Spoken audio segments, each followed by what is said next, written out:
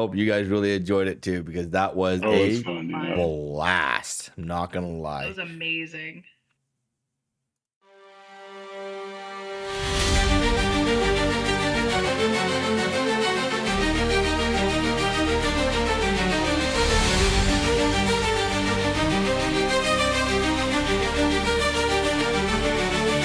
There's a call in the air, can you hear it ring? A vision of change, it's our time to bring. Gather round all you dreamers and doers. Together we're stronger, together we're movers. Lifting each voice, a chorus so bold. In the name of love, let our stories unfold. Every heart matters, every hand we lend. Welcome to the table where we all transcend. Welcome to the table where new dreams are born. A space for the hopeful, a bright new dawn. With courage and kindness, let's break down the walls. For initiative together, we'll answer the calls.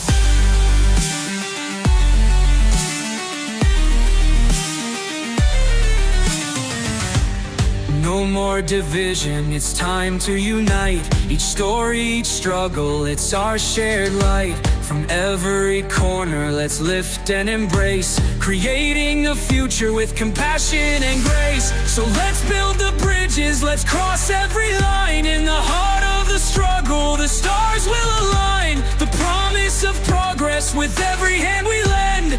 Welcome to the table where we all transcend. To the table where new dreams are born. A space for the hopeful, a bright new dawn. With courage and kindness, let's break down the walls. For initiative together, we'll answer the calls. Welcome to the table where new dreams are born. A space for the hopeful, a bright new dawn. With courage and kindness, let's break down the walls. For initiative, together we'll answer the calls. Together we'll rise. Together we'll fight. Hand in hand we'll chase the light. In hand we'll chase the light. Championing change, let's write our own song. With faith in each other, we can't go wrong. Welcome to the table where new dreams are born. A space for the hopeful, a bright new dawn. With courage and kindness, let's break down the walls. For initiative together, we'll answer the call. So come join the circle, take your place here. With love as our guide, we'll shed every fear. Welcome to the table, the time is now. In unity we stand, let's take our bow.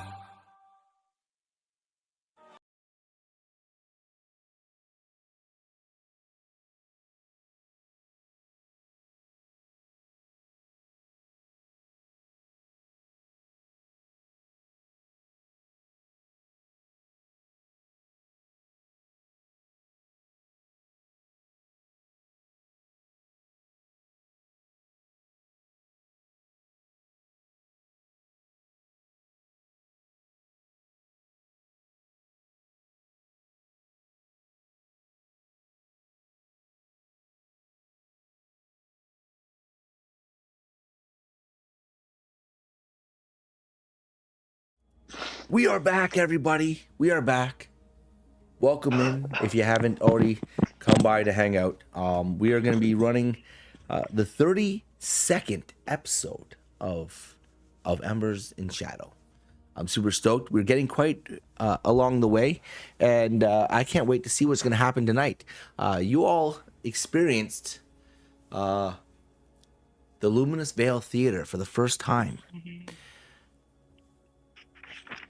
You got to see a show. You got to go backstage. You wanted to meet the actors, but unfortunately you met someone else. Lord Rook, who seemed to be very interested in and invested in the fact that you had a quite rare forged weapon.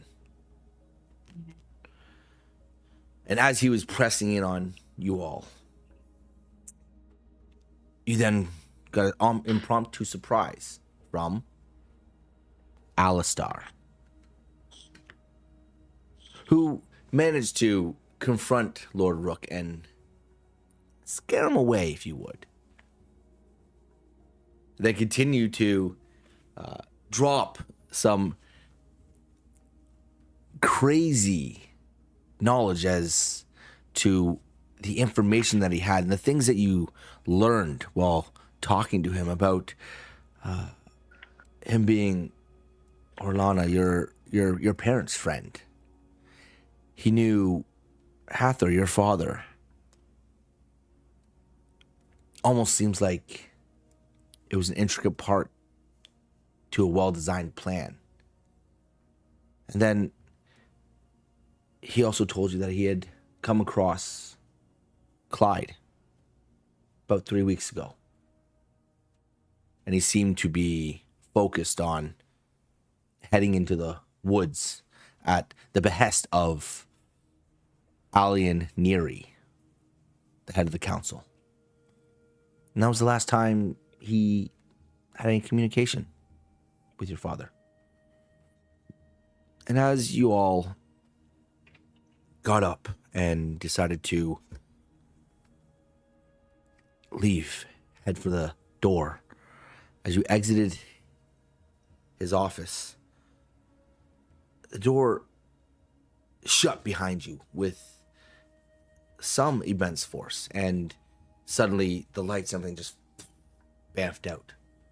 As it would appear he dabbled in a little more of that magic that has wondered you all night long. It didn't take you long to find your way back to the door that led you backstage. And as you were passing the stage one last time on your way, one thing you start to pick up on is the cascade of ropes and pulley systems that seem to be very much in the open, but not in use for such a theatrical play that was just put on. And as you found your way and got to the door, walking through, you notice that the theater, even though it's only been maybe 40 minutes since you were sitting, since this place was filled with everyone and anyone, such erupt laughter and imagination and everything that happened here, for it to be so quiet now and unattended is shockingly almost. And you drift your way to the front of the foyer, the back of the theater, amphitheater, and as you go through the doors to the foyer where you see the emerald pillars going up and you can see the stained glass windows heading out, you catch that it's quite late now. The front of the doors of the theater are open, and you can feel a cool breeze pressing in. And as you walk out of those doors, slowly they start to close behind you, not with any great gesture or clamoring, just a little as you hear them seal and latch shut. As you step out into the night of Eloria, you are greeted by that cool, crisp air. It bites at your skin. It's cool enough to wake the senses, but almost warm enough to invite exploration. Above, the sky is brilliantly clear. The stars scatter like silver dust across the velvet landscape, and a faint breeze, again, from the north, carrying that soft, earthy scent from the Morn Woods, can be caught. The welcoming streets at night, they're alive still, even though it's a late hour. You can see people in small clusters walking around, cloaks wrapping close, voices lively as they recount the performance that you've all just witnessed. You hear one, "Did you see the illusion?" Another, "I swear the veil looked real enough to touch." You walk past, you hear someone else. Alistair Fenn is a true master. No one else can do and weave the scenes like that. You catch more laughter on the air as it ripples. Those floating lanterns are still drifting through the streets. They're not tethered to the ground, but they're not hanging from anything at all either. They're in those soothing violets and blues and magentas. The market stalls are being packed away still for the night, but you can still catch the scent of roasted nuts and spiced fruits that linger in the air. And as you walk down the steps of the theater, you can see off to the right the Grand Library. It's elegant and quiet, but still active at this time of night. You can see the massive arched windows reflecting what looks like floating lanterns inside. A few of the upper rooms burn with warm glow. Maybe scholars or students or archivists still working long past dusk.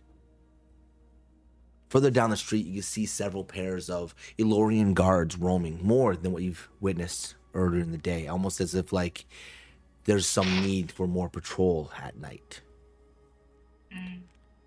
Their armor bears that same silver stag, polished to mirror the lantern glow. They seem gentle but stern at the same time.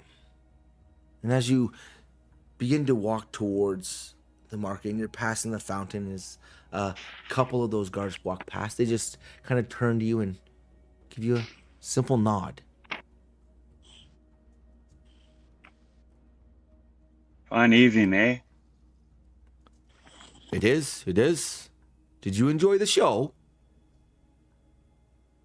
Very good show. Very good show. Oh, that's Very good. impressive. Well, that Alistair Fenn, he knows how to capture the imagination. It's pretty inconceivable how he does it. However he does it, we don't ask. It's always a delight. As he smiles and nods, and the two continue along their way. You can see down at the end of the welcoming streets, just along the way, you can see the Silver Lantern Lodge. And on the left, you could see the towering towers of the Scholars District. And the moonlight's kind of filtering through past the domed roofs as it kind of spreads a uneven shadow across half of Loria.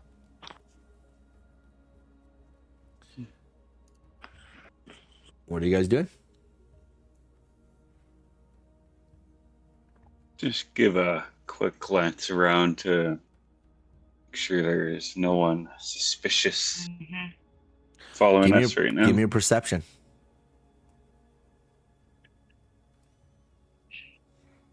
That's gonna be 6 all day.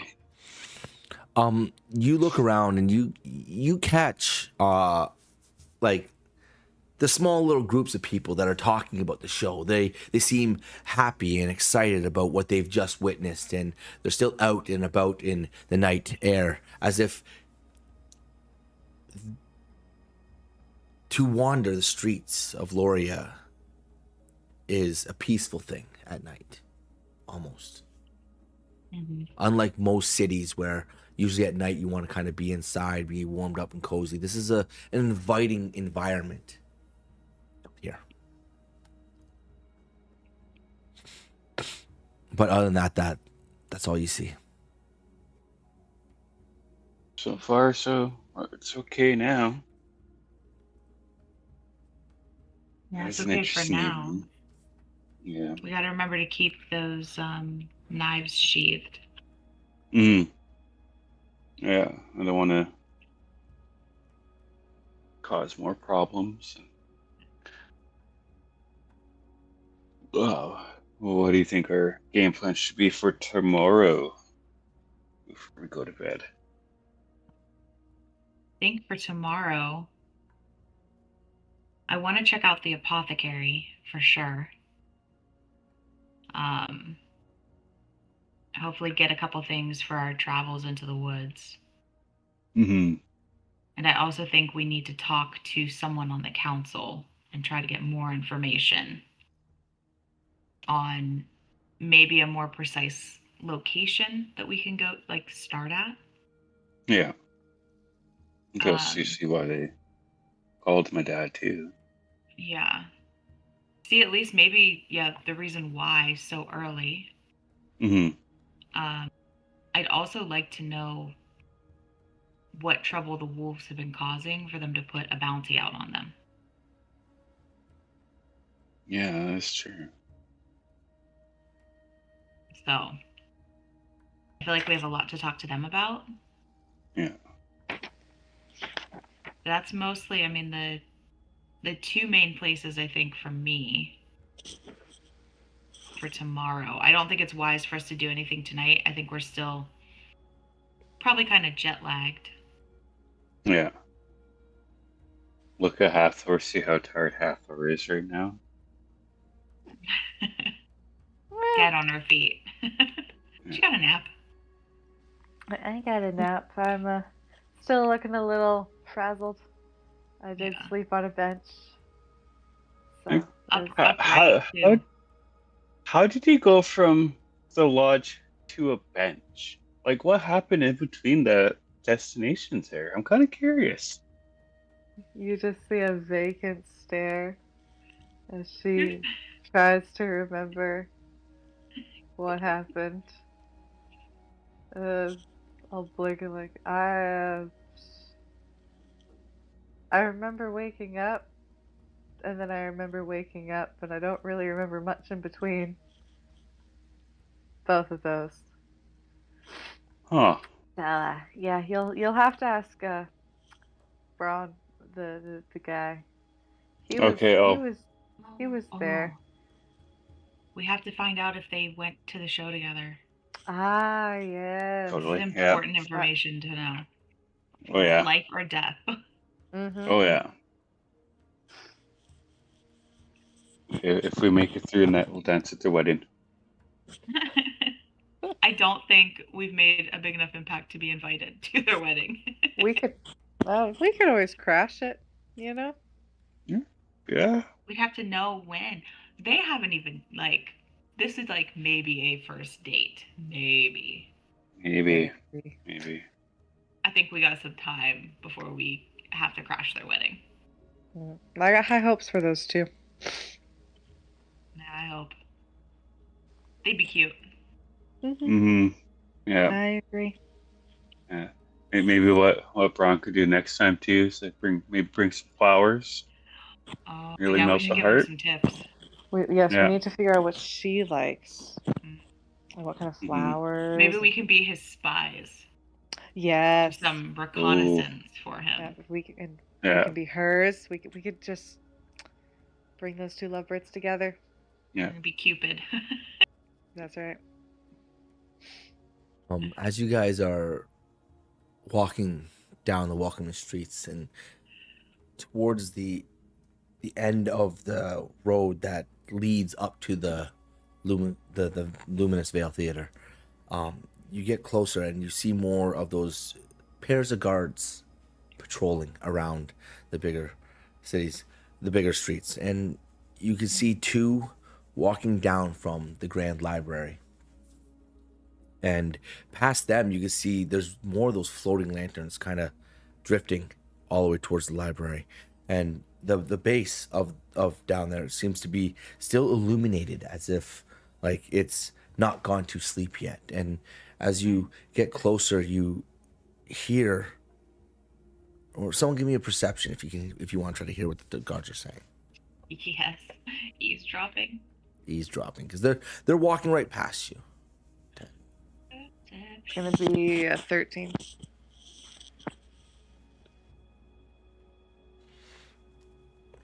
8. I'll go to roll. See if I do better. There we go. 30-20. Let's go, Orlana. Those hunter spears came in. Okay. As you guys are walking, the two guards walk past you in a sequence of about 5 feet. You're about to get to the end, and they walk past this way. And as they're walking, you hear one of them go, I wonder how they make the books float. That's interesting. Yeah. I wish I could be a scribe warden. As you see him just continue to walk along. Did you say books? Float? I'd like to call after them and just ask, excuse me, soldiers. Yes, ma'am. Hi. Hello. Could I ask, what are you patrolling for? This place seems fairly safe. Well, the last little while at night has been not as safe as we have desired. We've had some creatures breach the walls, so we're just making sure that while everyone sleeps, the streets are safe. Really. I see. Yeah. What Go kind ahead, of creatures? All sorts. We've had no wolves, no sylph wolves. Those haven't come over, but we've had an emberclaw bear just kind of. Oh, it was very odd. They climbed a tree and they tried to get on top of it was a whole thing. We don't really understand why it was trying to get on the other side, or why it didn't just use the door. But it climbed a tree and it like jumped onto the wall, but it didn't make it over.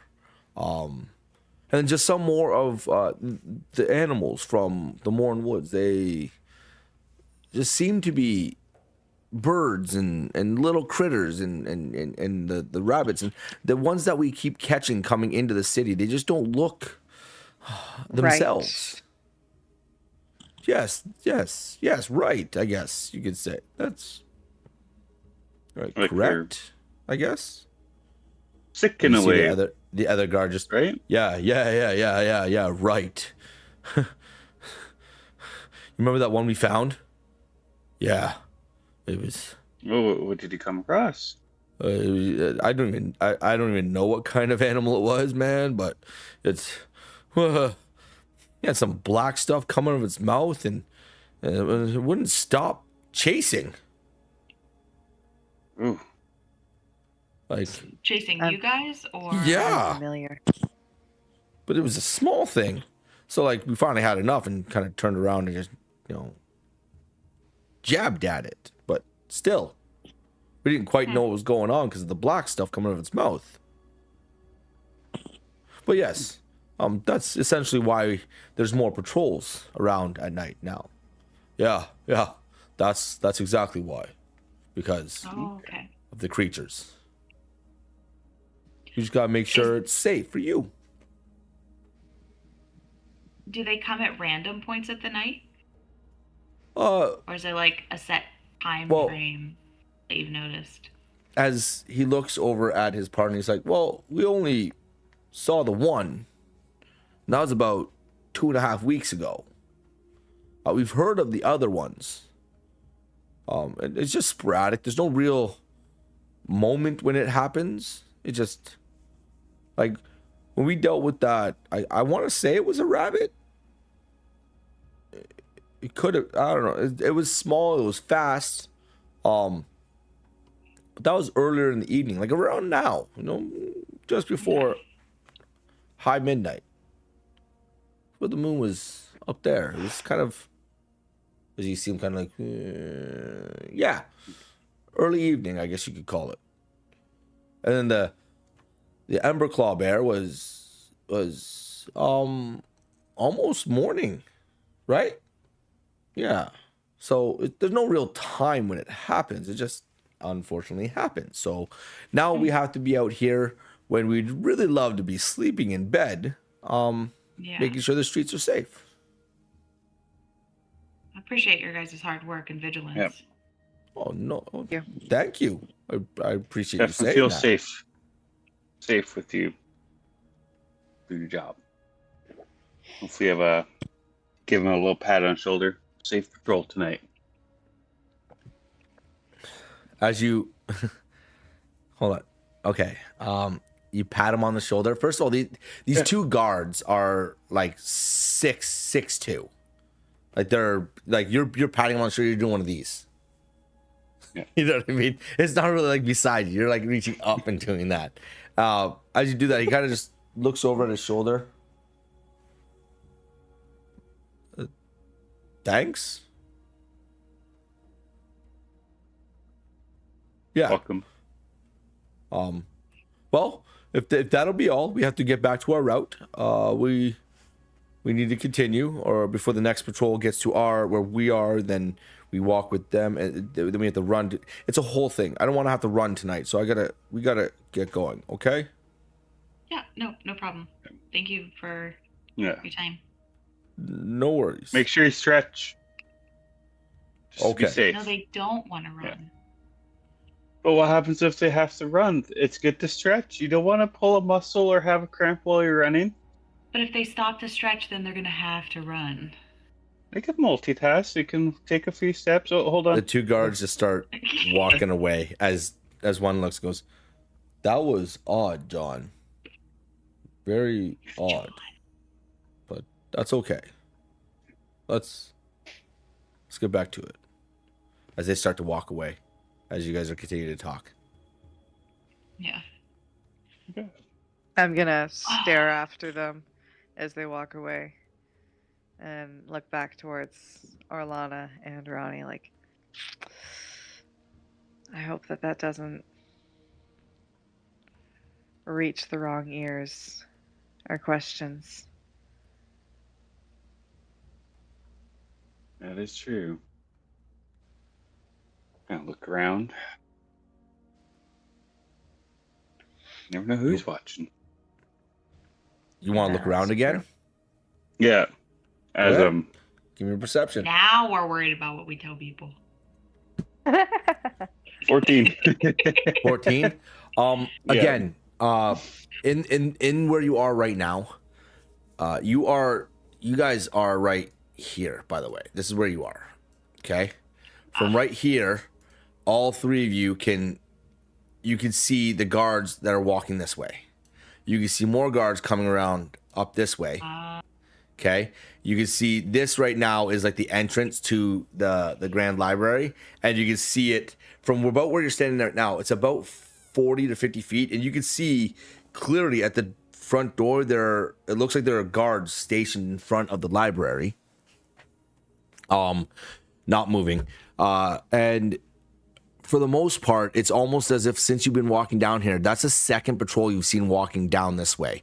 The other one is already over here. And as you can tell, you'd see another one here. So you can safely assume that there's at least 3 or 4 patrols patrolling around Lush markets. And that's not including how many you would think would be on the walls as well, or Impressive. further in here. for such a large city, they do have quite a large guard. The Elorian guards are well maintained, if that makes any sense. Okay.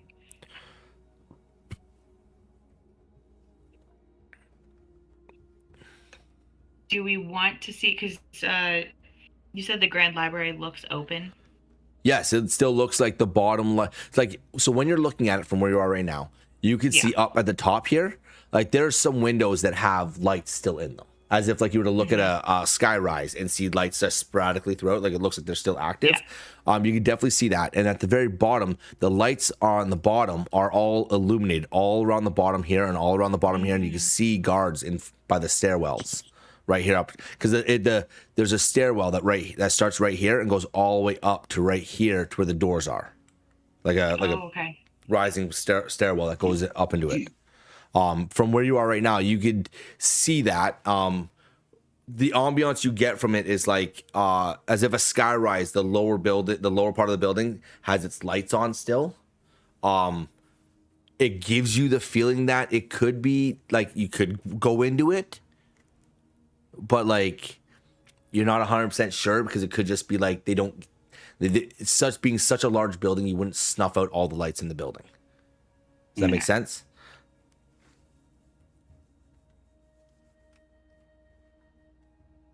Do we want to go ask the guards when a good time tomorrow would be to come back? Or do we want to go to bed and just...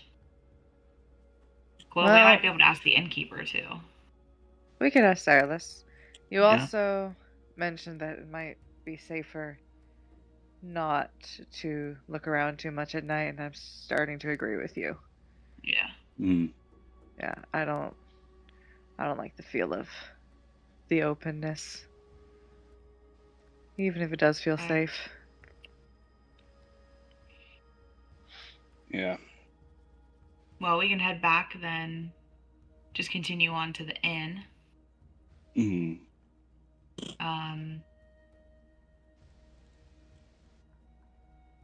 Call it a night, and hit it then first thing in the morning, or hit shopping first thing in the morning. Sounds good. Okay. All right. Making our way to the inn. Making your way to the end. Gotta get some sleep so I can look pretty tomorrow.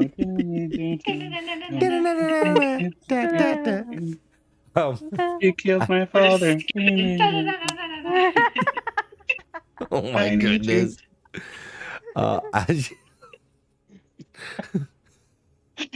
Chaos crew. Okay.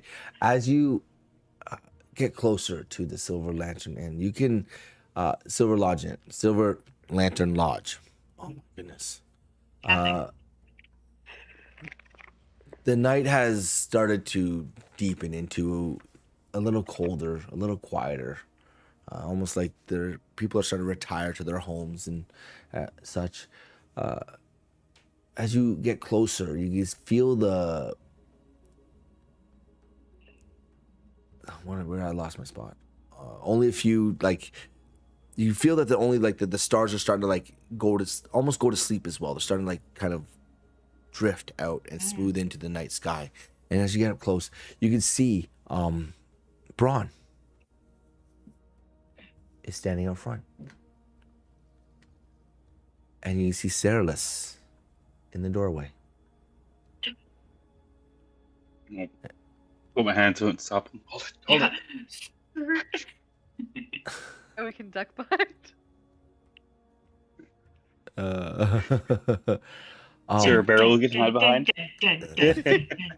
Just hide behind something. It's like, oh my gosh. Guys. Where am I? Okay, there am I. Sorry. There. We're either doing Mission Impossible or Pink Panther. I don't know which. Okay, so this is the lodge right here. And you guys, I would say, are about here. When you see that. You see that, you can start seeing, like, they're right there. As you approach, you catch, Sarah standing in the doorway. She has a gentle smile. She's talking softly to Braun. You can kind of overhear a little bit of the conversation. You hear Braun murmur, "Sleep well, knight.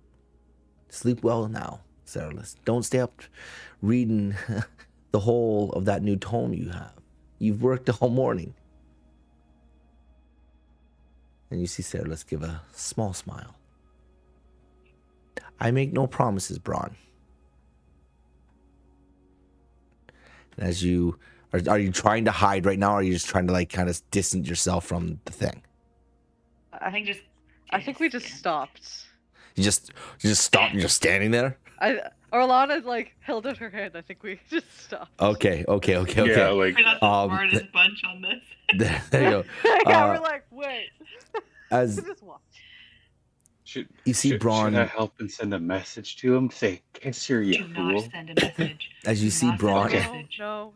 as you see Braun, take her hand and just kind of like give a little bow, a thank you gesture, if anything. Well, Saralus, it was enjoyable having your. Why can't I remember the word?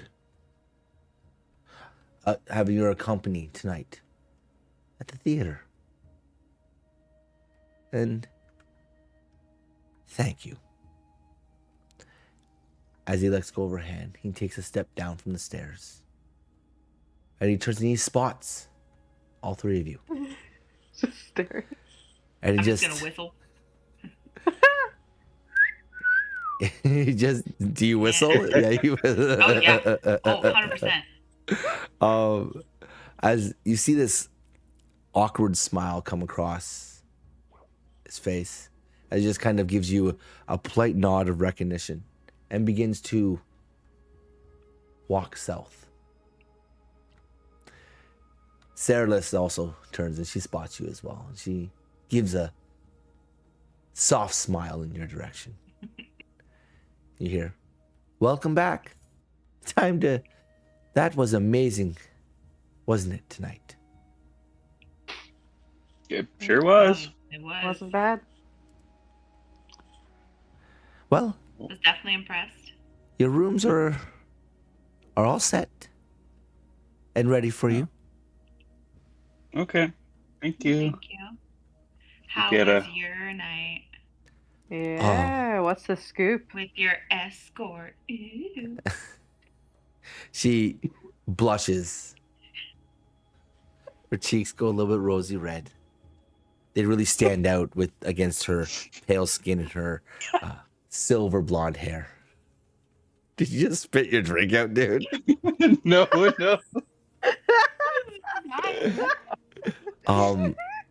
As you, it was nice. Mm-hmm.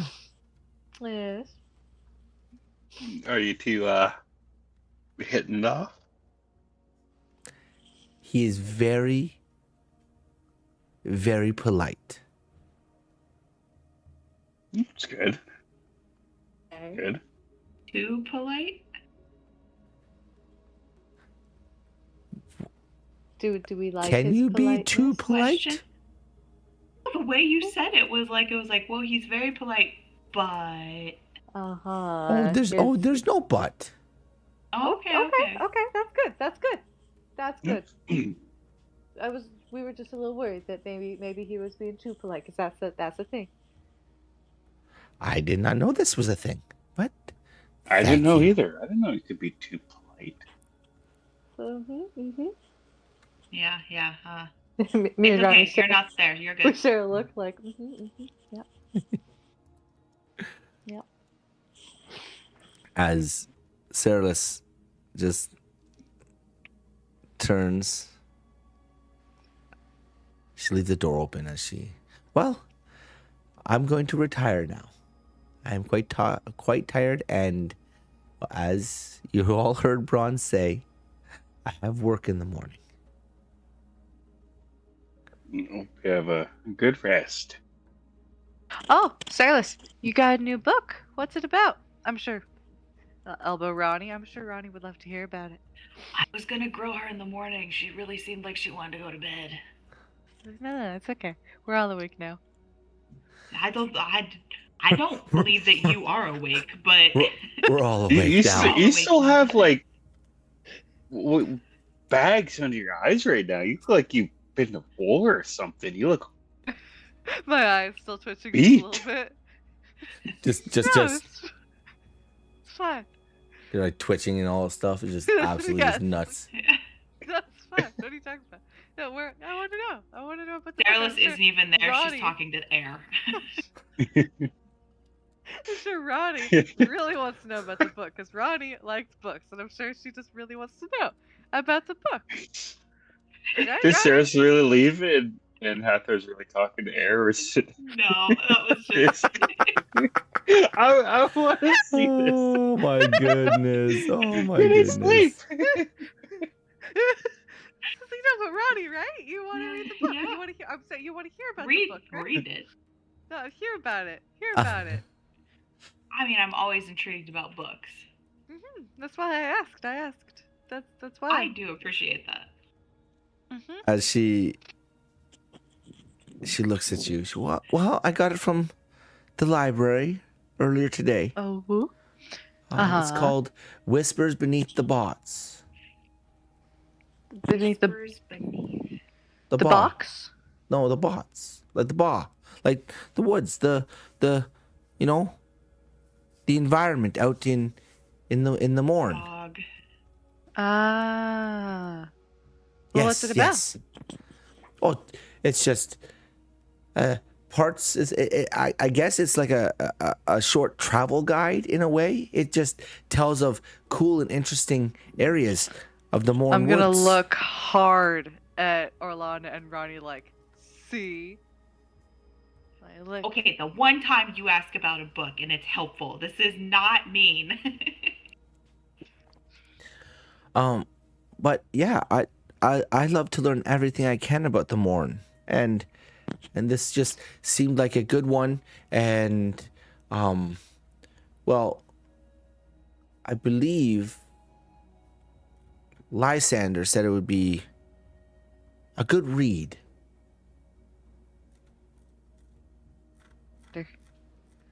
Who's Lysander? who he? Oh, He's the Lysander? librarian. Oh, he is. Lysander Vale is the night archivist at the Grand Library. He's there. He's there right now. And he helps all the visitors who come and stop by and experience the library at night. That's his job. Oh, Night? he's got many entertaining stories. So even it at this is time, open. it's Oh. open. Wow. Oh, the library is always open. The library is always out. I never want to leave this town. Yes, the library is always open. Always. And it's certainly more magical at night. Yeah, we heard Actually- about the. Well, now we have to go. I'm gonna I- turn on my I heel and I'm got to gonna go. walk towards it. As she like, it's. Are you just leaving? Are you just leaving now? I turn on my heel. I'm like, well, this is where we're going next. No, I'm just gonna start walking. You're gonna start walking towards the library. Grab Hathor. Hold on. You guys Don't like leave grab me, in mid-sentences. grab me by Yeah, my I'm head. grabbing And I'm you. like, ugh. You need sleep, Missy. But the library. Ronnie wants to see the library. I mean, I could go to the library. Yeah, see? Split the party. No. Just split the party. Oh my goodness. Just splits Ronnie's it. adventure in the library. As you see Sarah, hold on. Wait. I'll just give me a moment. As she goes back into the lodge and grabs a couple of things and comes back out and shuts the door and Well, see, locks now it. you If you're scared going her to the away. library, Now she's I like, really oh, she's I back. want to come with. As she's like starts walking towards you, she's like, I would love to go to the library. As you Let's see go. this book under her arm. It's like It looks like it's made of soft leather. It's dyed green, and it has like an emboss of what looks like oak leaves going down the spine of it. In the front, you can't quite see it because it's pinned against her underneath her arm.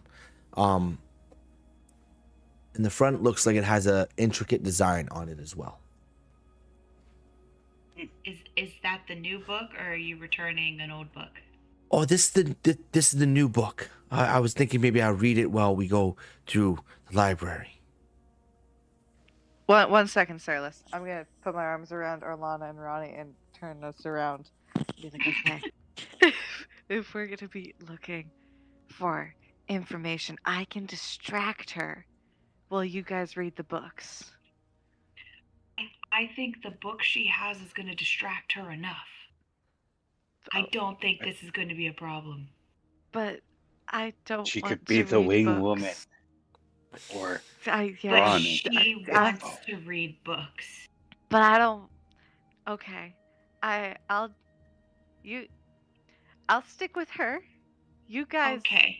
do stuff, and I'll stay with Sarlis. We do book stuff, and you're going to distract a fellow book lover from reading books. Well, she could read her book, but if like you guys do something, I won't let her be aware of it. I'll like cover her eyes, so she won't know. Okay. Get some you info need to help sleep. out Ron too. Get some info.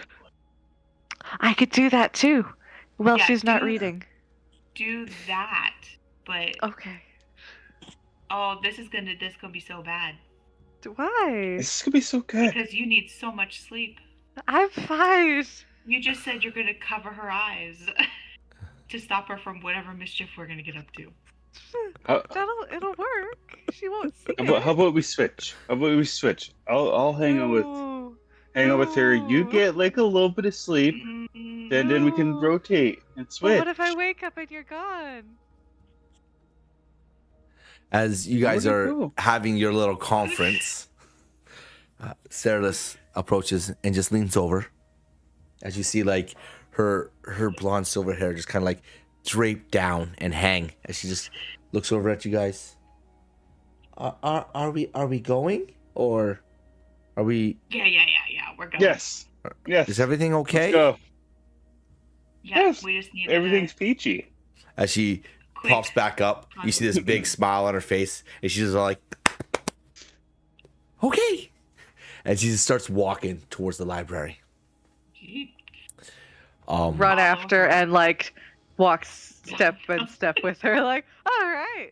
So, what's your book? That's the one about the bogs, yeah? Yeah, as she Box? pulls out, and as she pulls it out, you see this intricate design of a large, like embossed, single oak leaf on the front of it, That's a and you big see the leaf. title. Pardon? That's a big leaf. That's a big leaf. That's a big And leap. the title at the top above it says "Whispers Beneath the Bog," and then at the very very bottom, it has another line that reads "A Traveler's Guide to the Morn Woods." What? And she looks it over, she flips it over. She's like, "Yeah, this is supposed to have all sorts of fun information on how to make your way through the Morn Woods, and it's got things like where caravans have gone. It's got creatures you can encounter. It's got a mysterious fog path that apparently exists. Strange sounds and what they mean. That's interesting." As she's walking does sound beside you, interesting. as she's just keep going, and you see her flipping through these pages, and as she is, you see in the top of each corner of the page is a large symbol, like a imprinted symbol in each page that looks like a silver leafed tree almost. The top of each page. As she's flipping, like, yeah.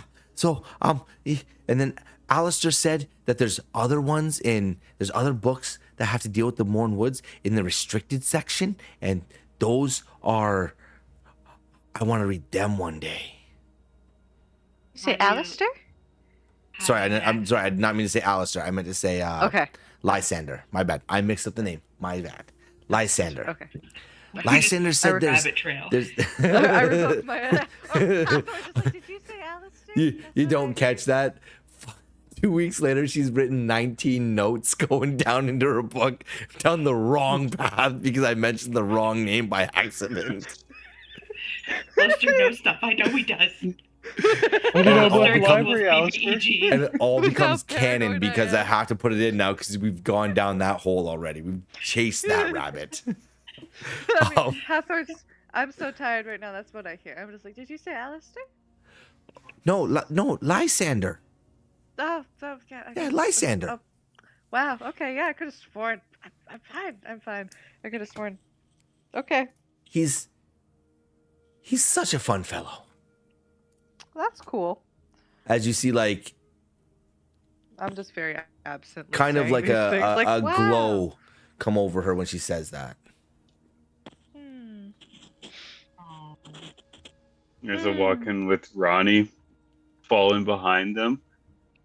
Hey, Ronnie, you want to bet that Hathor's going to fall asleep in there? Oh, 100%. And I feel like she's going to drool on some kind of book. You have no Oh. money, Lana.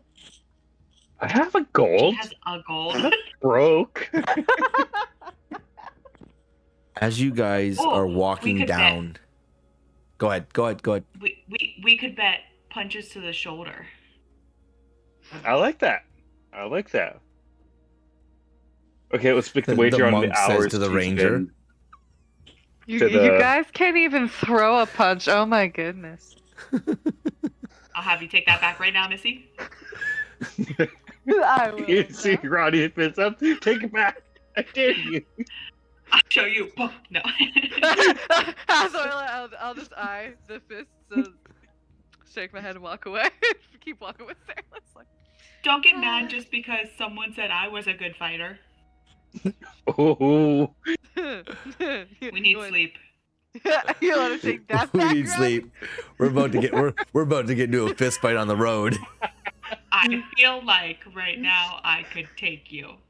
Oh, I want to geez. watch this. Oh, I'm dear. not gonna step in. I want to watch. As you guys are walking along and you're having this bantering excitement, you see a set of guards walk past you, and they give you what looks like a short nod. And as you get closer to the library, another set of guards walk past again. One of them looks like he is of higher station, though, a higher rank than the other ones that you've seen. And he takes this moment as he's passing to kind of look over at the four of you. Sirless, remember, keep to the lit routes. Strange things are wandering in the shadows. As Sirless kind of nods back. Thank you, Rowan. As you continue, you get to the base of the stairs leading up in the library. You can see at the top is these large wooden doors, and each step that leads up is made of polished marble. At the top, you can see a set of Elorian guards. Same ones you saw from a distance away, but they're clearer now. Their armor looks a little different than the patrols you've come across. When you get closer, you can see their armor bears that same silver stag, but you also notice an emblem that is punched in their top left corner of their breastplate. And it's of a quill crossed with a sword. It's the mark of the scribe wardens of Eloria. They're assigned specifically to protect the Grand Library, the archives, and anything to do with them. As you ascend these steps and you get almost to the very top, the platform levels out. And one of the guards steps forward.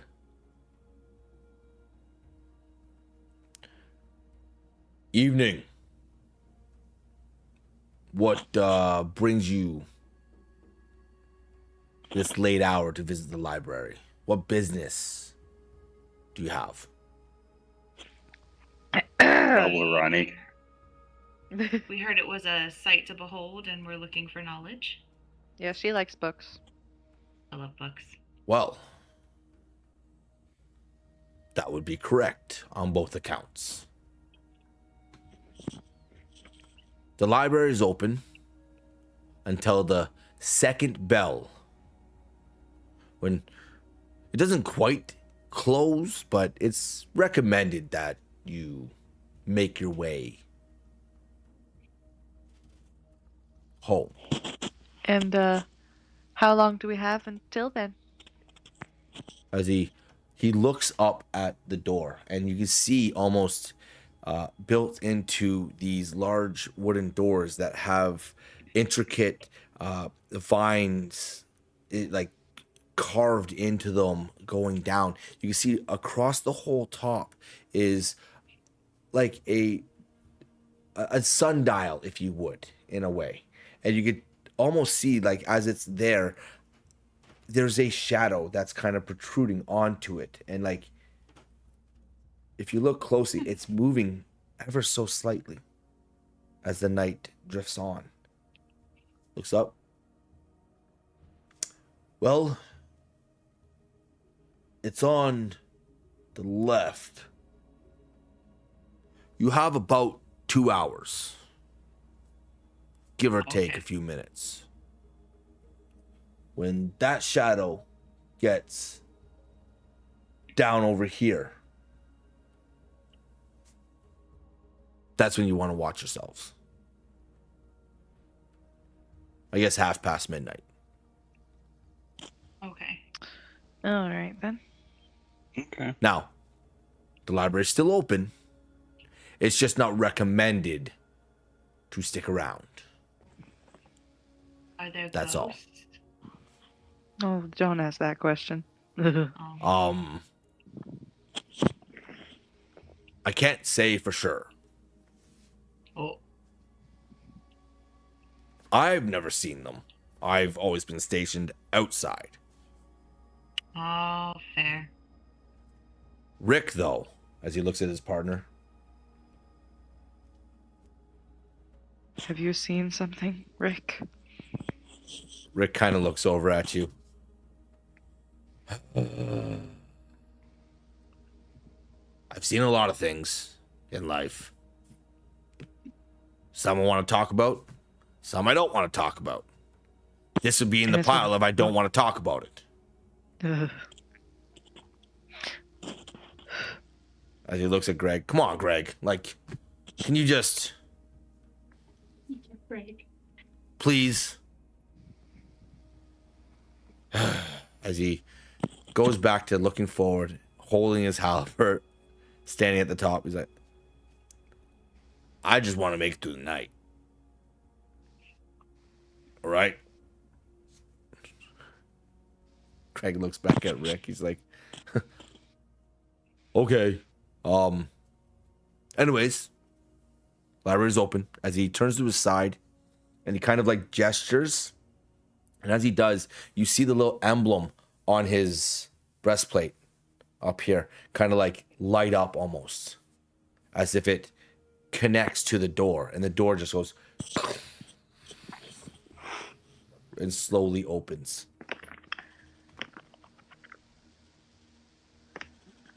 Okay, thank you. That's cool.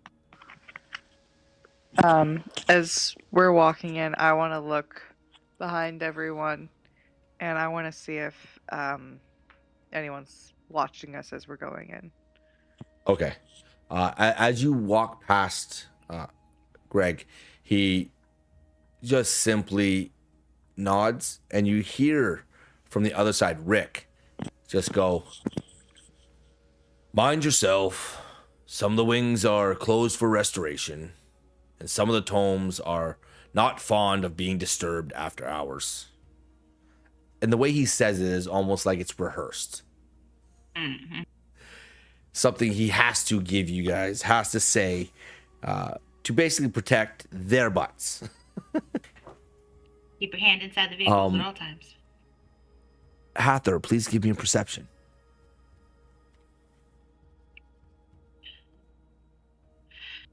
We're doing great on 7. perceptions. We really are. I mean, I'm really tired, so. Fair. I have no excuse. I'm very perception-y. You are. That's true. So, okay, you don't pick up anything. You then again, for the most part, while you were walking here, it was the four of you, and you saw almost only guards. There was like no one else really out and about right now. Everyone else kind of have seemed to be retired. So for the most part, as walking here, it's just you four and patrolling guards right now. Okay. As you enter through these doors, you catch the scent of parchment on the air. Mm.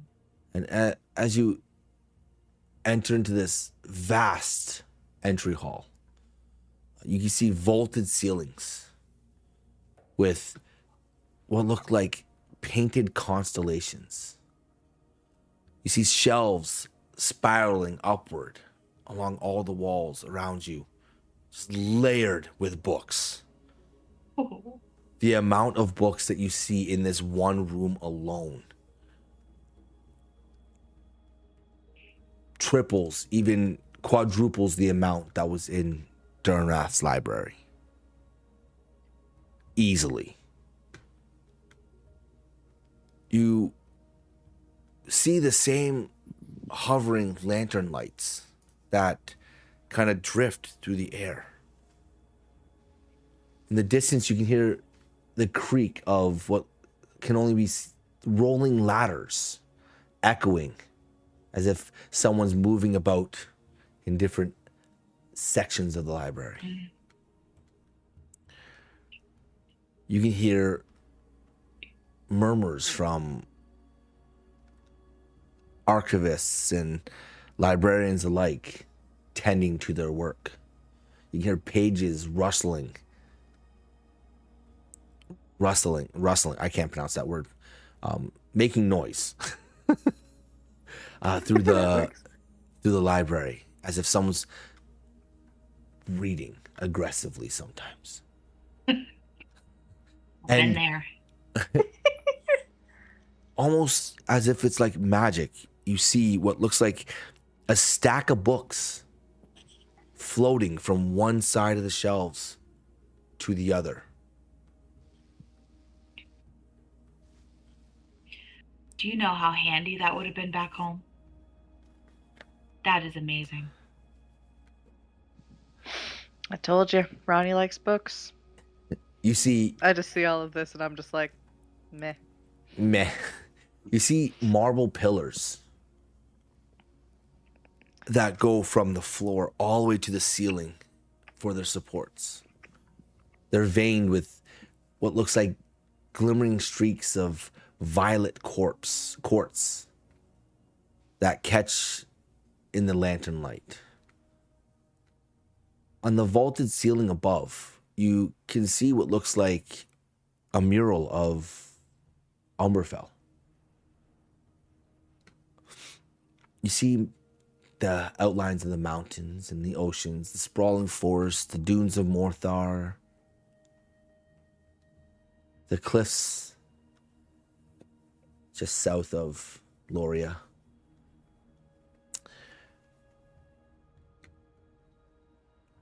As you look at it, it almost looks like it's animated in a way, like it's moving. Huh. Is it like the one at Durnrath in a way? Like the same but different in a way? It feels like it's moving. It feels like it's shifting. But it's not.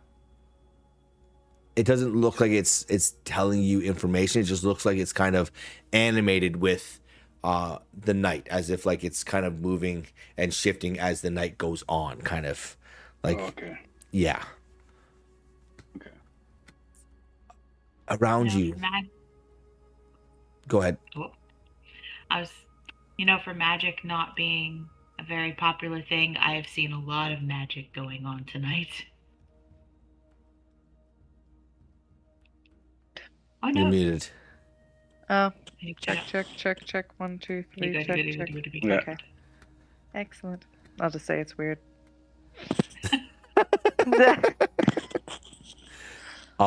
Stupid You Mike. see the stained glass windows I'm done. that line the entrance of this hall. Each panel is like a depiction of rather large beasts. They're stained in deep emeralds and brilliant sapphires and shimmering silvers. The light, when it passes through them, almost casts a dance of crystal along the marble floors. The library definitely feels alive. And as you step into the main area where you can see the rows of columns around you that kind of arc around this main central area that has several tables in it, with each one having their own hanging lanterns above them. You see a figure who starts to approach from the other side. A thin man. He's got soft lines in his face, but warm expression, and his spectacles are perched low on his nose. His hair is silvered at the temples, and despite his youthful features and his long sleeveless coat that's dyed in emerald, he carries a book in one hand, and the other hand gestures the lantern to float beside him obediently. And as he gets closer to you, you hear, "Ah, visitors at this hour, a rare treat." So he adjusts his glasses, pushes them up a little bit. "I'm Lysander Val, Knight Archivist of the Grand Library. What knowledge do you seek beneath the veil of stars?" All the knowledge. But How I long think do we'll you just- have? Sadly, not long enough. That's true. You would need a lifetime to seek all the knowledge. "Oh, Serles, how are you doing? I see you've brought the book. Are you unsatisfied?" As she nods, shakes her head. No. My friends here wanted to see the library, so I took an impromptu chance to come back and see the library again. You do spend much time here, Serles, but you need to enjoy your life. Do an insight as to their relationship and like what I know. the vibes that we're going for. I Okay. feel like she likes him the way Braun That's a likes her. dirty 20. That's a what? Dirty 20. Dirty 20?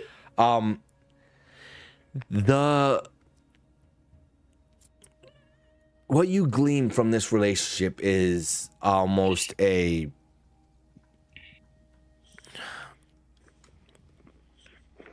uncle and niece kind of situation.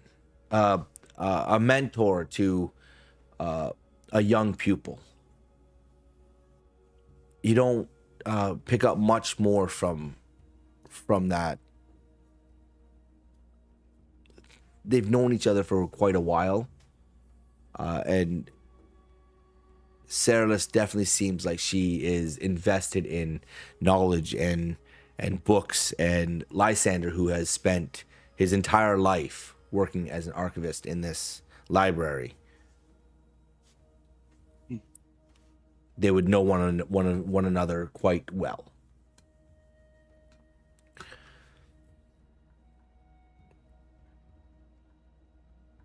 You see Lysander tug at the sides of his coat, straighten himself up a little bit.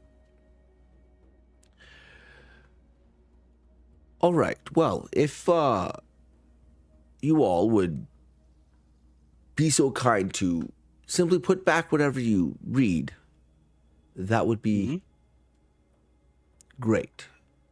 Now, little information. Please refrain from entering the restricted stacks. This late of hour, you need a archivist to accompany you in them. And we do have some of our rows being worked on. So I highly suggest you steer clear of them as well. They will be available in a day or two, but right now, just off to the public, simply because we need to get the work done. Fair enough. Is there anything I can assist you all with?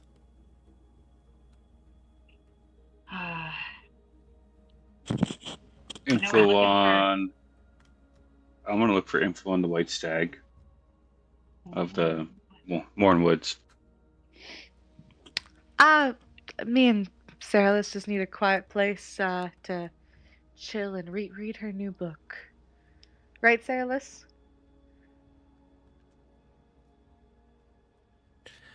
Yes. I guess. I could always read this back at home. No, and I nod like, no, that's what you want. Like, yep.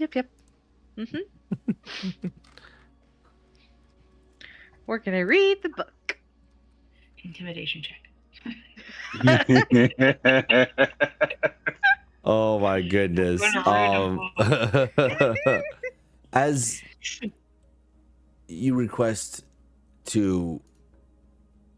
information about the white stag, Lysander looks at you, and we don't have much, considering At everything. it's not something you would find an abundance about. Now, I believe there might be a book in the restricted section about it. If I remember correctly. Yeah, naturally. Yeah. Well, you are asking about an entity that is supposed to be considered rare indeed in the Mornwoods, the face of Eloria. So why would we just leave that information hanging around for anyone to well, I guess that you can go in this restricted stacks with the Yes, let's I'll lead the way. You know what? I'll lead the way, and we'll go and have ourselves a little bit of a read about the white stag if we can find the book. Is there anything else I can help with? We're just looking for a nice quiet place to read this book. Is there like a couch or a bed? As Lysander he turns and he's like, "Well, Saralus, you know exactly where to go. You lead the way. Oh, excellent! And show your Let's little go, friend Saralus. Where to go and sit and read, if that is so what will content you." Oh yes, absolutely. I'm very Uh, interested in learning about like glance at the book. Bogs. Bogs. Yeah, As you see that's me. Saraless just nod, and she starts walking towards one of the tables in the center of the library. As they're Hathor and Sailors are walking away, I'm just gonna pretend I'm like rubbing my face. I'm gonna send a message to Hathor to you, and just say, get whatever info you can out of that book as well.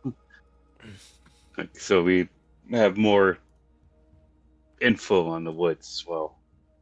Like it Bounty was a meant to message. be. I'll send back like, don't worry, I got it under control. And I send like a really twitchy wink your way. A really twitchy wink. Yeah. Kind of twitch too. Like, oh, Bad okay. idea. Thumbs up. Regret everything. Just see you guys like crippling fear, like, oh dear. It's okay. I'm not the one that burns things down.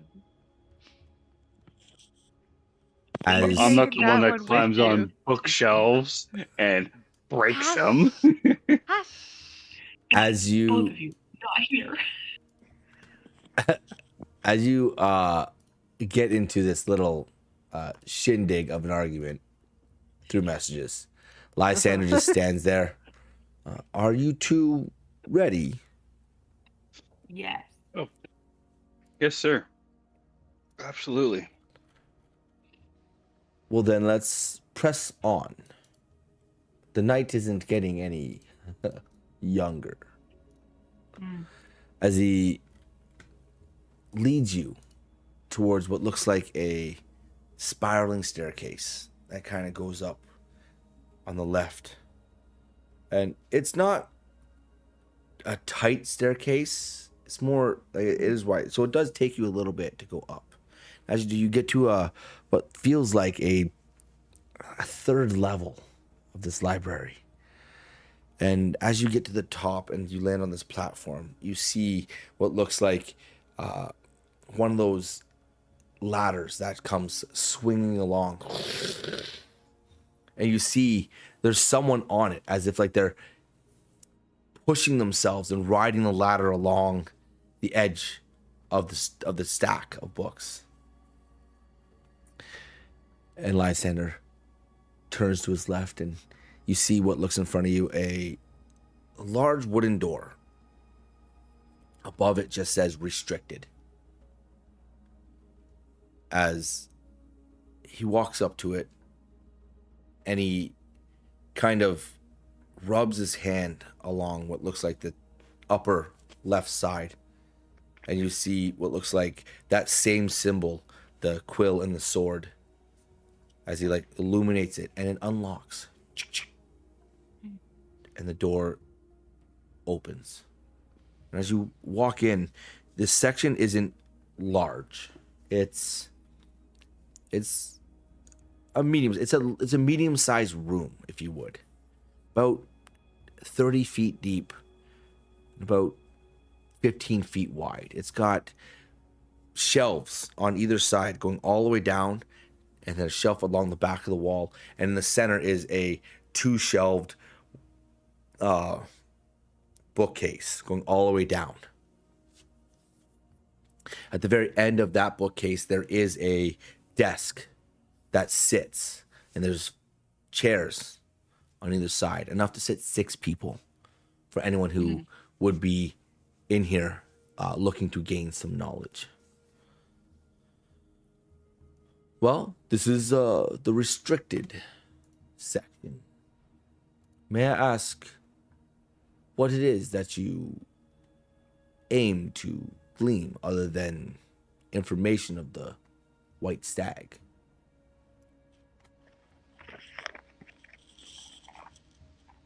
I just want to see if there's more like information in a way on it. See if how many people have actually seen it in a way, I guess. Well, we have some wonderful books in the restricted section. We have one. Give me a moment. As he walks in and he starts like running his fingers along the spines. You just can hear it go tap as his finger hits each book individually as he's running along. And he just kind of then stops, turns this one, and he pulls it out. As he pulls it out, it goes, well, the stag is supposed to be elusive, hard to see. A creature of mythic, if you would. So one of the first things you might need to read up on is, as he pulls it out, and he turns it, opens it up, the Atlas of the Silent Roads. Its pages are marked with maps that run throughout the morn. Old trade routes, forgotten tunnels. But, alas, it only can be read at night. Why is that? I don't fully understand, but anytime you try to glean this book during the day, it does not expose its secrets. Never heard of a book doing that before. It's pretty interesting. I guess it's kind of meant to be in a way. And also just have one more book request there, Lysander. What Where I would left that my be? brain. Anything on Thalor? Thalor.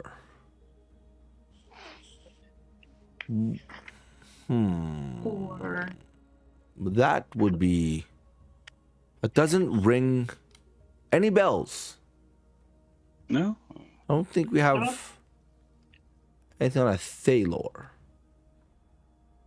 what about the cult of the hollow light? You see his eyes kind of open up. Oh. That's an interesting one. Give me a moment here. Give me a moment as he continues along. He has the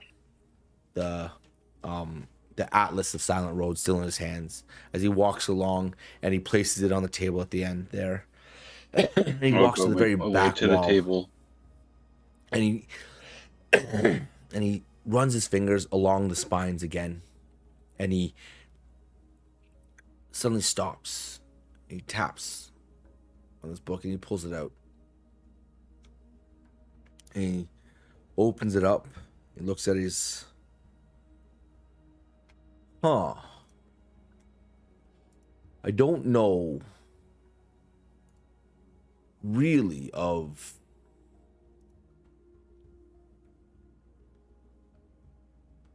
that cult, but there is a thing as the hollow tree located somewhere in the morn, apparently.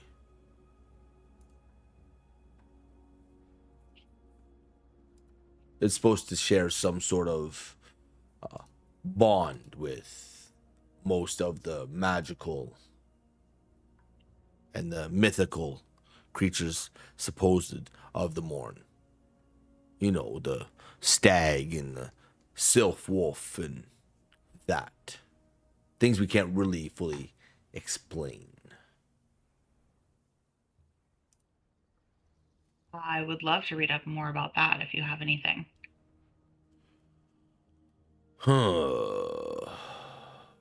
Really making me work for it, aren't we?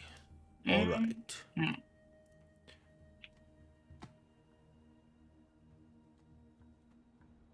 Give me a moment here.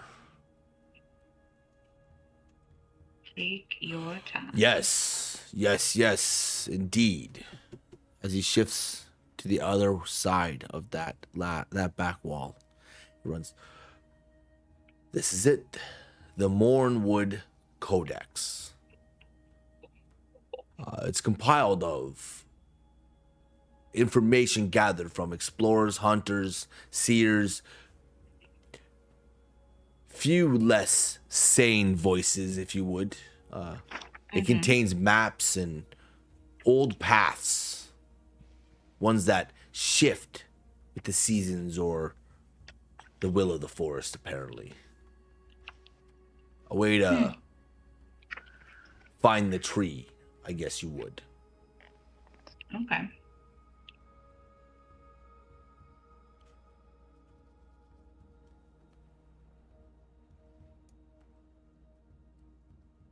I definitely want to read said book.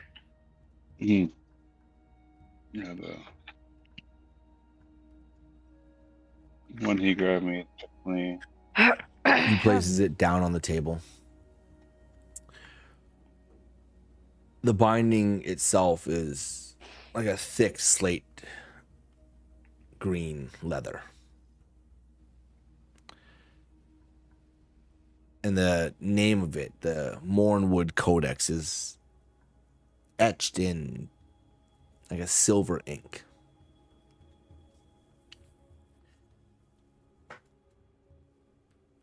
As you open it up, it talks about the paths that bend through the woods. Like landmarks that appear in multiple places depending on the time of day, and the wildlife paths that vanish when followed.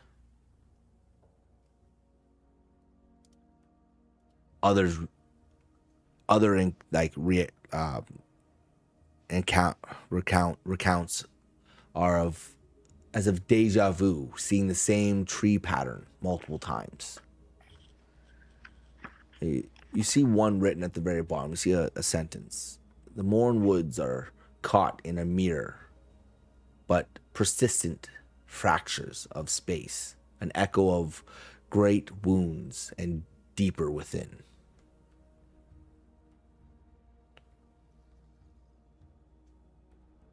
As you're reading through this, you see chapters on the flora of the Mornwoods, gloom ferns, witchroot moss, red teeth ivy, pale morel petals, all rare in their own rights.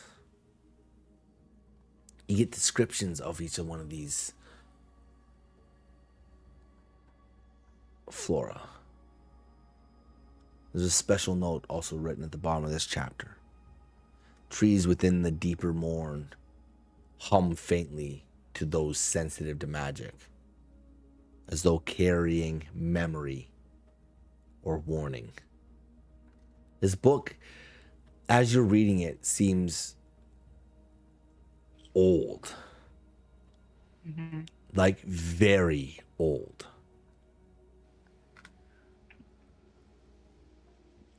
And then you see another chapter, 3. Fauna.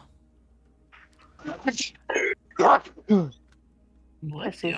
It talks of sylph wolves and how they appear and vanish with the morning mist. It talks of flicker owls, these birds that leave trails of luminescent motes when startled. You see something called a hollow serpent, as a snake with bark-like scales. You see the white stag, a rare pale creature said to appear during moments of great change. And then it talks about something that is darker. One explorer called it an echo shade.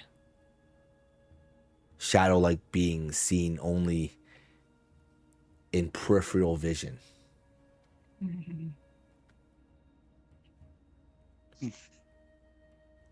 You got another chapter that talks about known hazards, where the ground shifts, paths move, they're mirrored to one another. And then you have another chapter that says the hollow tree.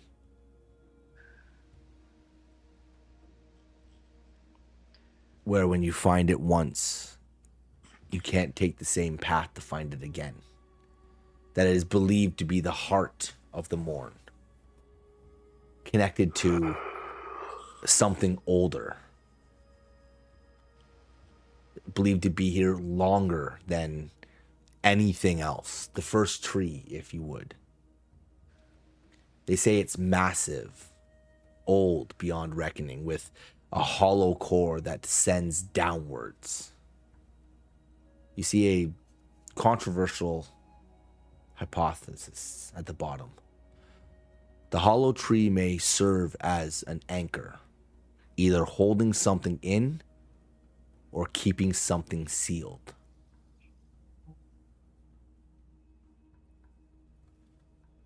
Then you find some more chapters about navigational techniques, ways to work your way through the morn and not get lost. See, there's a final page that has a few quotes written on it, signed by a Halden Veer. The Morn Woods are no longer merely peculiar. They're changing. What grows beneath them shifts as well. If you enter, do so with purpose. If you see the forest watching you, you are already too deep.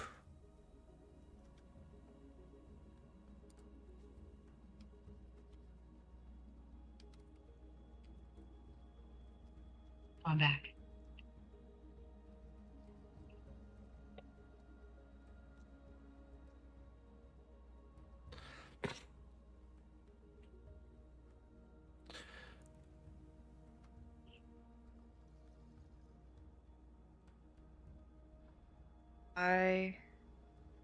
Because I assume she's just like reading through the book, and I'll just be like, and not really paying attention. I would like to reach out to Pyre and ask him, like, have you found the baby dragon yet, Pyre? Please tell me that you have.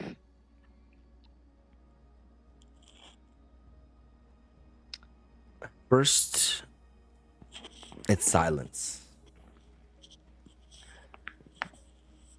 Like hollowing silence. As if you've been left alone. Then suddenly,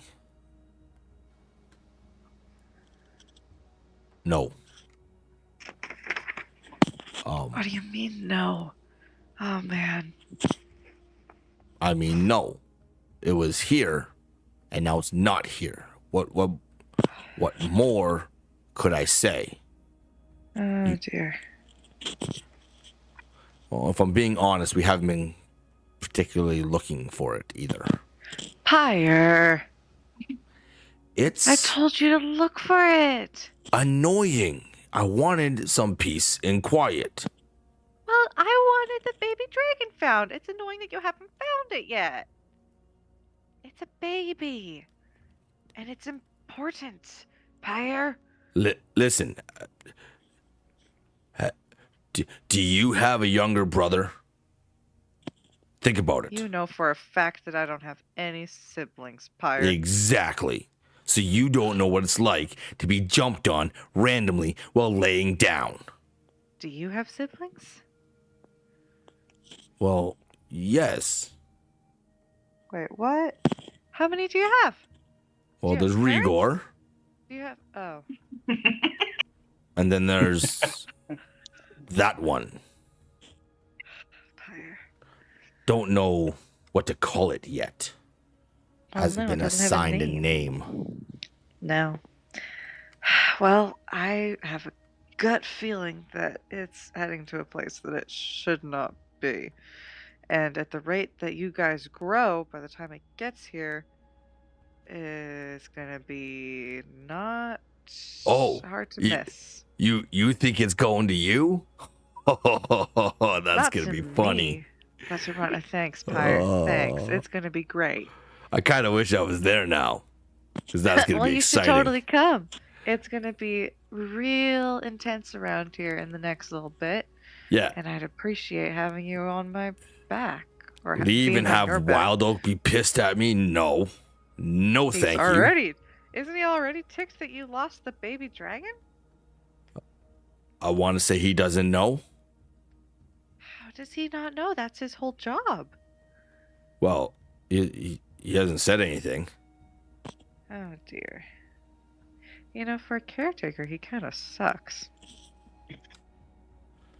I don't think he's a caretaker. Well, then what is he? Well, Fire. he's something. Huh. I could have sworn when we first met him, he said that he was the caretaker. Well, that's maybe what he wants you to think he is. Here, he does stuff like,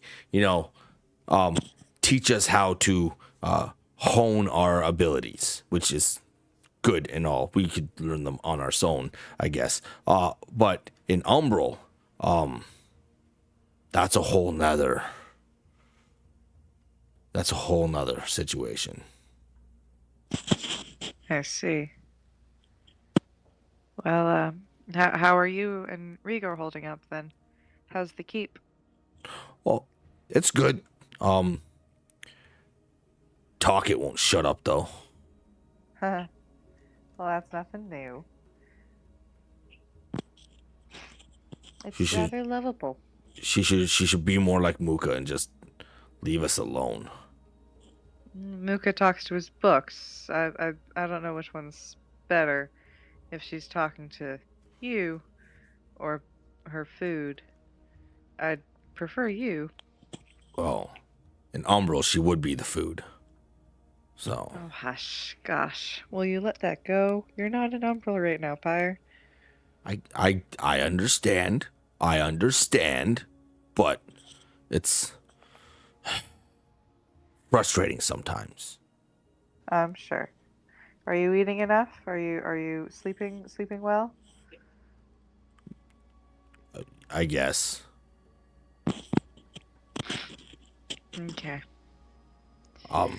You go ahead and get back to what you are dealing with. Are you sleeping enough? Well, yeah. To being entirely honest, we were running through the woods for most of the I felt day that. and night. Yeah, that was. You felt that and you didn't answer, but that's okay now. We're safe. I need you to weather your own tests to a degree. You just didn't want to get out of bed, but I understand. We were. No, be I okay did if not you want do to get out of bed. that. Well, Yeah. bed. I don't sleep in a We're bed. the- What? I'm done with Fire. this conversation. Bye. Okay. Move. No, Just fire! deuces. He just deuces out. He just goes. He just goes. Fire! Love you too. Mm. Ah. You hear a grunt back and away, and then just silence after that. Gosh. I love the moody teenager dragon. Yes, just teenagers. I'll say that out loud. Like, teenagers. Sarah, let's just. What? What? Teenagers? Mm-hmm. What? Sorry. Oh. What'd you say? You said teenagers. No, I didn't. Yeah, you did. I heard you. No. No. Unlike can't do you, it. I'm rested. I can hear. Just Well, shakes her maybe head you're hearing- and maybe goes you're back to reading too much. flipping more of the books pages as she reads through more of them. I'll lean forward and find anything really interesting? A few things. It seems that it says here there's a second shade line, which I don't fully understand. At a point where daylight is noticeably dim, even when the sky is clear. It says it's been reported that travelers have felt they've been watched and animals avoid the area. Here. If you reach the second shade line, turn back or be very sure you have a good reason to continue. It says it right there. I don't understand what that means. How can there... Clear skies, shade line. I guess if they're bouncing off the trees. It wouldn't be anything natural, Saralus. Whatever's natural. It would have to be natural. What is not natural? The Morn Woods. Have you ever walked in the Morn Woods at night, Saralus? Oh no. Oh no, not me. No, that seems too dangerous. It is, and I hope that you never do, unless you're very certain that that's where you need to be going. Oh. It's a dangerous place, and it is not anything natural. Oh, well, okay. I guess it's not it's nothing crazy. Why Have you why you gotta be anything so else? serious all the time? I'm not being serious. I'm just asking a question. Seems pretty serious if you're asking me. I just want you to be safe, Saralus. It's a dangerous world out there. Have you found anything else interesting? Yeah, it says here below that one, it says the fog paths. They're thin, Yes. low-set fog often forms along the forest floor, which is kind of natural if you think about it in the forest. You usually get that little bit of fog that kind of hangs out there and covers all the foliage, right? Like all that kind of the fallen leaves and the fallen branches. That's normal, isn't it? Usually, like there's a misty and foggy thing comes along. But then it says, Saralus. but then it says right here, if the fog starts to move against the wind, that is weird. How can fog move against the wind? That's not normal. Don't follow it. Right. Why would you want to follow it? That does seem interesting, though. Don't look into it. Why? You can't look into fog. Fog is like I think they're saying more obscured. if you look at it, you might see things in the fog, Saralus. Oh, then it also says don't breathe too deeply either. Oh, that's not good. So, I don't know what that really means. But then there's another one right here. It says sounds in the deep woods. Oh, that sounds interesting. One is whistling where there's no wind. How do you do that without wind? That's weird. Footsteps that repeat their own pace. How do you do that? You would have to have like 2 or 3 marching along in a line, and they'd be stepping together. I guess that's how you would do that. I'm like watching Saralus like, oh, you sweet angel. Soft knocking on trees from no clear source. That's just someone hiding, playing tricks on you. And then Oh, I'm sure, yeah. echoes. It says echoes here. And that's it. Just says echoes. Wonder what that means. Oh, echo. That would be an echo. And usually you don't get echoes in the woods, Saralus, so that's a weird sound. It does seem kind of interesting. As she turns Well, the page again. You're not wrong. I'm going to keep reading. Back in the restricted section, Lysander has placed the book of like the Mornwood Codex down on the table, and as it's open to one of the chapters, it gives you a little bit more of what is going on in there, specifically creatures or border myths, the echo shades, considered to be, it's just like blank kind of writing, little dots. One line reads, humanoid silhouettes that mirror travelers at a distance. And then right below it is like in quotations, as if someone has written something as if they've seen it. It says, only dangerous if approached. Right now in front of you, you have the Mornwood Codex. And you have the Atlas. The Atlas of Silent Roads.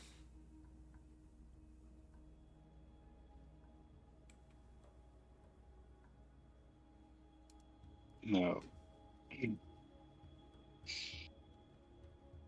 know, the Atlas one, there was talk, mention about a map of trade routes and A map of paths trade in a way. routes. That's what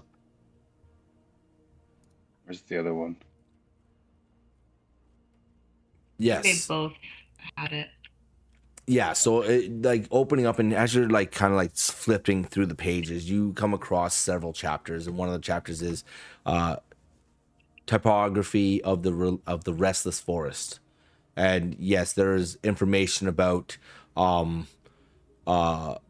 paths that shift, and there's information about lost glades and found that have been found like 2 months later, and there's areas where it speaks of travelers taking one path through the Morn Woods, then trying to make their way back, and it completely changing to another path that leads them to another part of the Morn Woods, as if everything is shifting throughout it.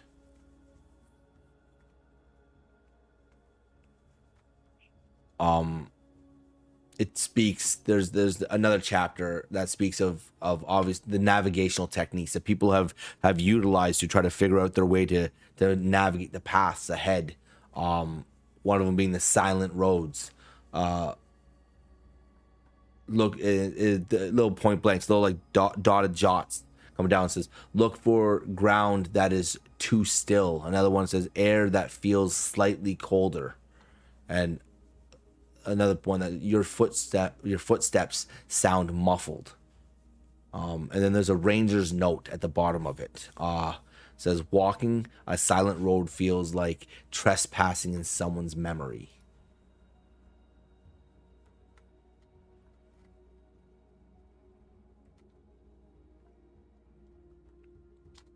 At the very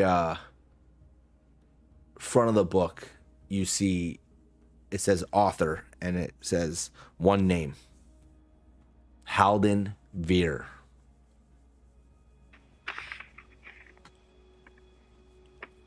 Halden spelt Halden, Veer spelt Veyr.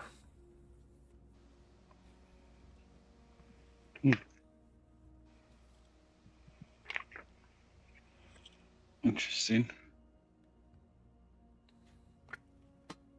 How's it going for you, Ronnie? Oh, I mean, there's definitely a lot of information to try to sort through for it. Mm-hmm. Lots Definitely. of, known hazards and people saying that paths would change and, not lead them to the same place, or they couldn't take the same place twice to get to this hollow tree. That's interesting. It's very interesting. Hopefully we can find the right path for that one.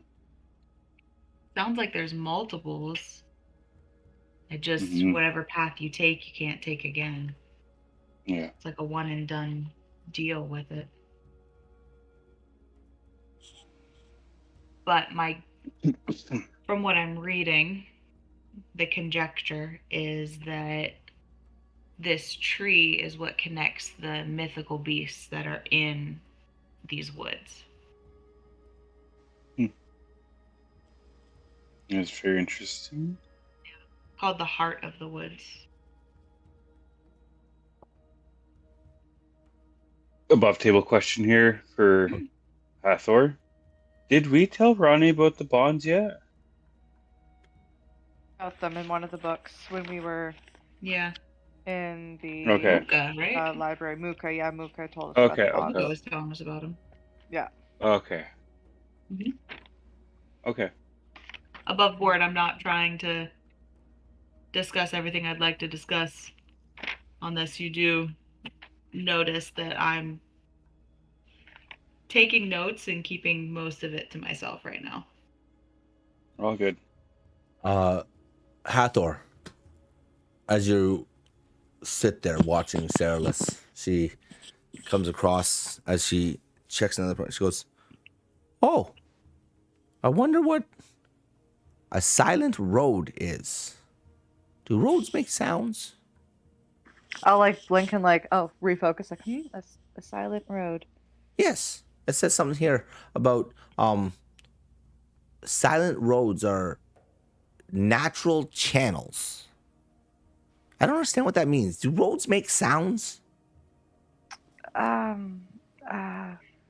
Maybe when you walk on them, they don't make sound like a road normally does. Like your footsteps don't make sound.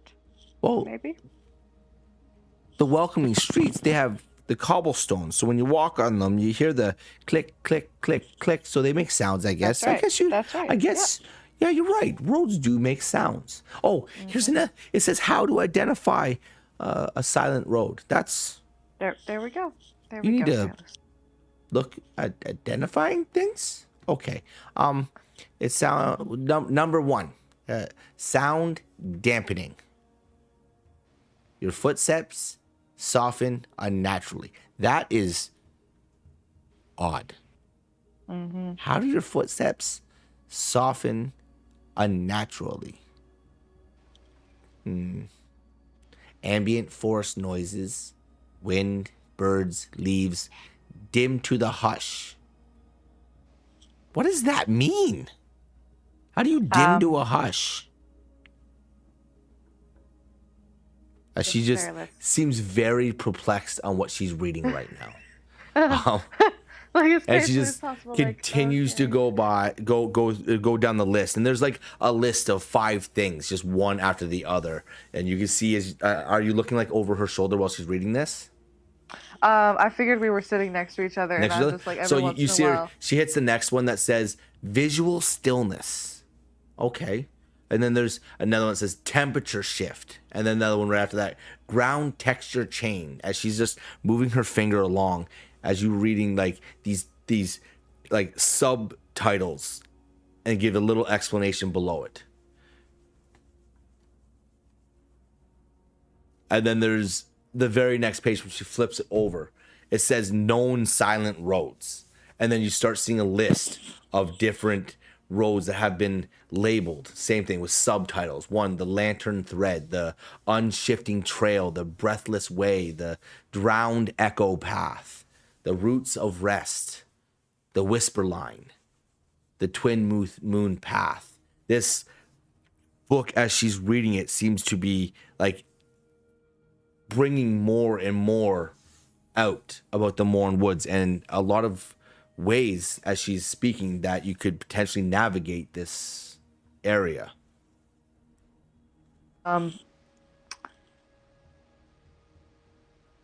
I am going to stand up and place my hands against the table. It's like, Saralus, how long are you intending on keeping this book?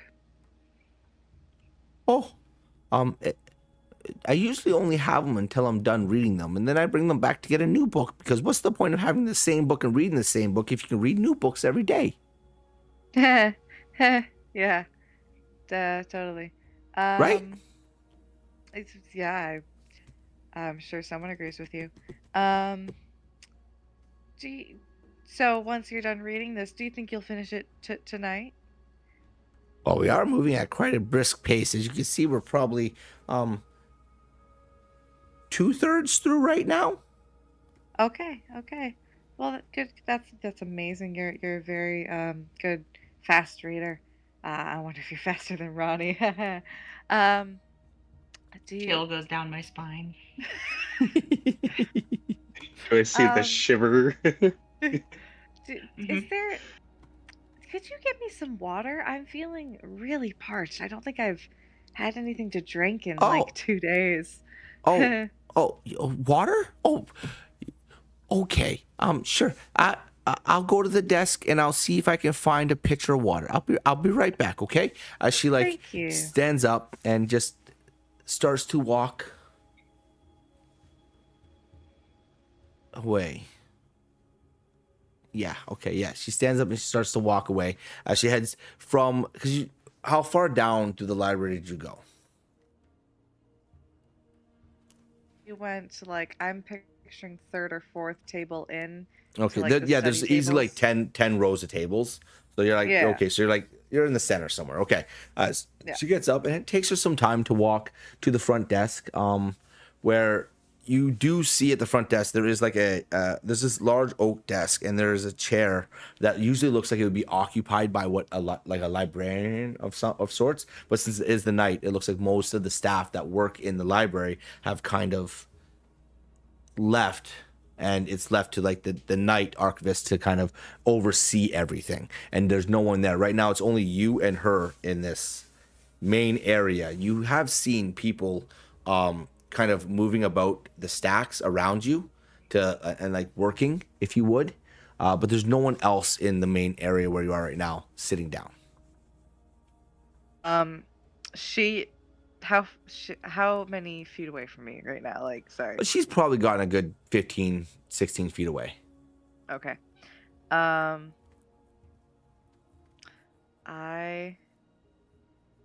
am going to look up one last time to make sure she's not looking at me and her back is turned, and then I'm gonna duck down one of the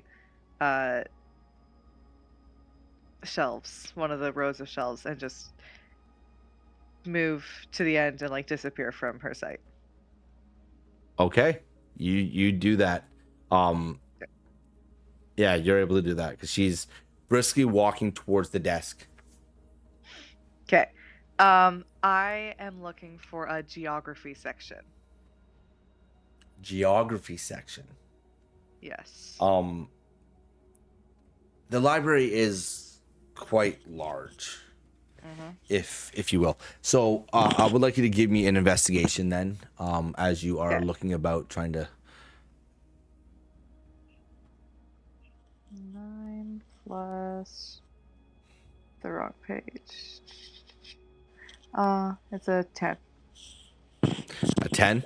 As you're looking about, you've never been in this building, so you don't quite know the direction in which you're supposed to go. And you duck into one row, but you could tell that beyond you is another like 2 or 3 rows back. And same with the other side. It looks like there's several rows that go back, especially with the fact that there's a staircase that goes up to one side on the left that you saw Orlana and Ronnie go up with Lysander, and it looks like there's a platform that goes up, but these rows of shelves go back underneath this platform as well. There are literally thousands of books here, and for the most part, there are very subtle like plaques above that kind of give you information on different areas of the world, essentially of Umberfell. And for the most part, you can see kind of sections that are like the Morn Woods. You can see like Loria. You can see all the little towns that are all throughout Umberfell as well. You can see what looks like each one is different in sizes as pertaining to the city or the area that it covers. Like Red Hollow has a smaller bookshelf than the other ones, but you do find a larger bookshelf that does have the Morn Woods above it. And in your area that you have the Morn Woods. You can see Loria, you can see Red Hollow, you can see all these little ones that would have several books in there, but you don't really see just one of geography of Umberfell. am mumbling under my breath, saying, Morthar, Morthar, Morthar, Morthar, as I'm walking down these passageways trying to read the plaques that I've now noticed are there. I'm like, oh, that's helpful because I do not know how to get around a library. So I'm like, oh, that helps a lot. Um, And the one thing you're starting to notice is as you're looking up, the plaques are almost indication of like area in the land itself. So you find Loria, you find Red Hollow, you find Oakhurst, you find Morn Woods, you find Black Spine Mountains in the same kind of section. Okay. So from your knowledge of Umberfell, you would start putting that together. That you were on the right side of the library, and there's on the two different sides. Can I see Cerealis from where I am now? How long have you been looking? You've been looking for a few minutes? Probably like 5 or 6. She's definitely gotten to the desk and has headed back to the table. Okay. So, like, carefully ducking between shelves now, like, okay, she's going to be noticing that I'm gone. Do I see Morthar across the library? You can't quite see the plaques from where you're at right now, because across the library is a solid 40 feet across the one main area. The library is massive, so you can't quite see the plaques on the other side. But you do notice there are. Oh no, that's not what I wanted to do. You do notice there are multiple plaques over there. Okay. And none of the books where I'm standing look like they're anywhere near Morthar. They're all Loria. All the places that you've seen are on the eastern side of Umberfell. Okay. So how is the library set up? Is it just desks and then wall, or is there more shelves behind the desks? So as you walk in, think of in the center of the library, there's 10 rows, 2 desks on each side that seat about 10 people each table that go back. And then around those desks come like this, like a big, like a almost like a half moon, is one row of shelves. And then beyond that is another row of shelves. And beyond that is another row of shelves. At the very end, you can see there looks like another staircase that goes up, and then the giant pillars that go up between the 2 ends of the shelves that go right up into the ceiling. The ceiling goes straight up, and if you look straight up, you can see there are bookshelves that are also up high on the walls as well that go all the way up. Like it goes almost all the way up to the ceiling. The ceiling's at least 70 feet high. 70, 80 feet high. Sure. My main question is if I can is there any way I can get to the shelves across without Cerealis seeing me? You could sneak, like if you were to get low to the ground and crawl, you could probably be hidden by the tables at the very end. But you need to give me a stealth check. Yeah, that's what I'm going to attempt to do. That's gonna be a DC. Since she's walking back, she's noticed that you're not there anymore, so she's not sitting down. She's kind of doing one of these, like looking about, kind of wondering what's going on. So that's gonna be a DC, like it's gonna be a DC 14 modifier on this, so we'll see how tired Hathor does. Hey. All right.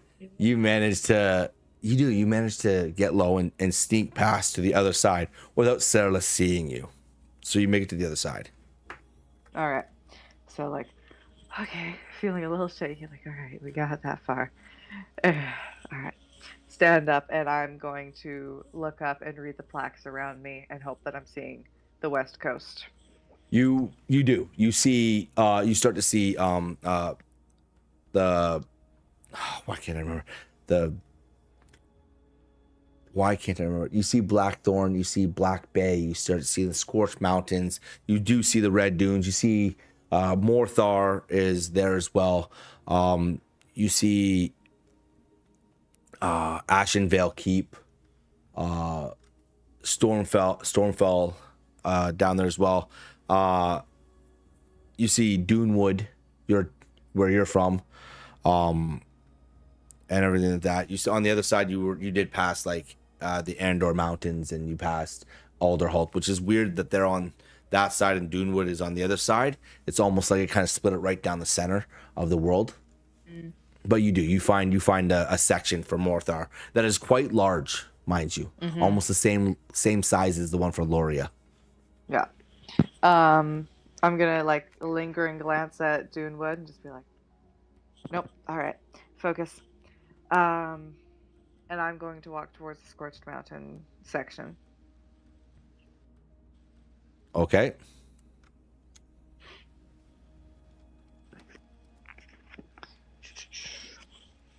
What are you looking for? I am looking for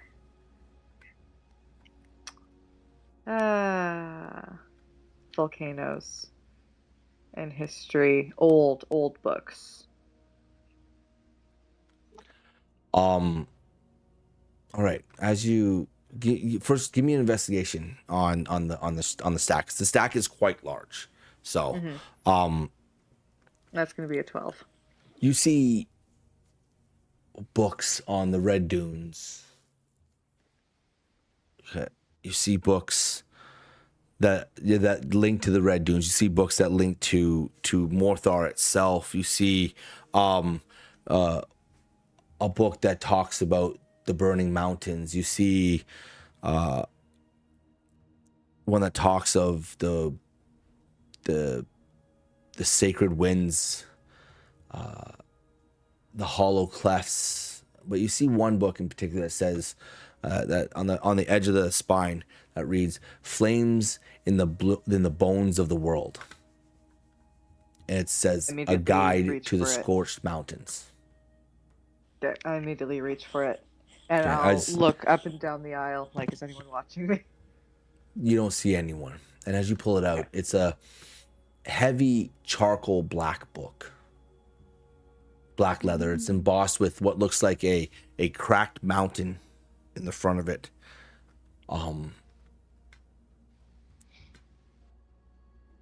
As you open the first page, you see there's just a simple overview that says, "Flames in the Bones of the World" is considered the most comprehensive non-academic text on the Scorched Mountains.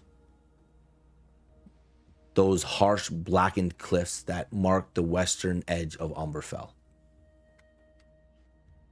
Then it says the author, Acurian Vale, spent 12 years cataloging the winds, creatures, elemental anomalies, and history. The writing is surprisingly poetic in places, as if Vale himself became half enchanted by the mountains. And it says contents right below. 1, the land of red wind and stone. And 2, creatures of fire, ash, and hunger. 3, ember glass, jewel of the desert skies. The fourth one says the monasteries of the scorched peaks. Flip there. It's it's a brief writing, as if it's spoken about someone who believes they've seen what they've seen, but can't hold any real truth to what may lie. It speaks of what is believed to be an ancient order that lives among the cliffs. Their habits and how meditation is to face burning sunsets. Their teachings of endurance and vigilance. Why nearly all of them have vanished centuries ago, apparently. Like, boy, you don't Talks even know. of apparently they were tattooed with some sort of runes on their skin and claimed the mountains whisper the future in the heat.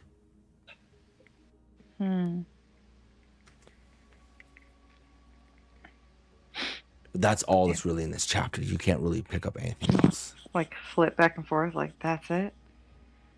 Okay. And I'm gonna. Is there more to the book still? Oh yeah, there's plenty of chapters. There's another chapter that talks about dangers unseen. Another chapter, folklore and myths of fire, routes, pasts, and hidden ways. Then there's one final chapter that just says, "Why I returned." Look through dangers unseen in the folklore one.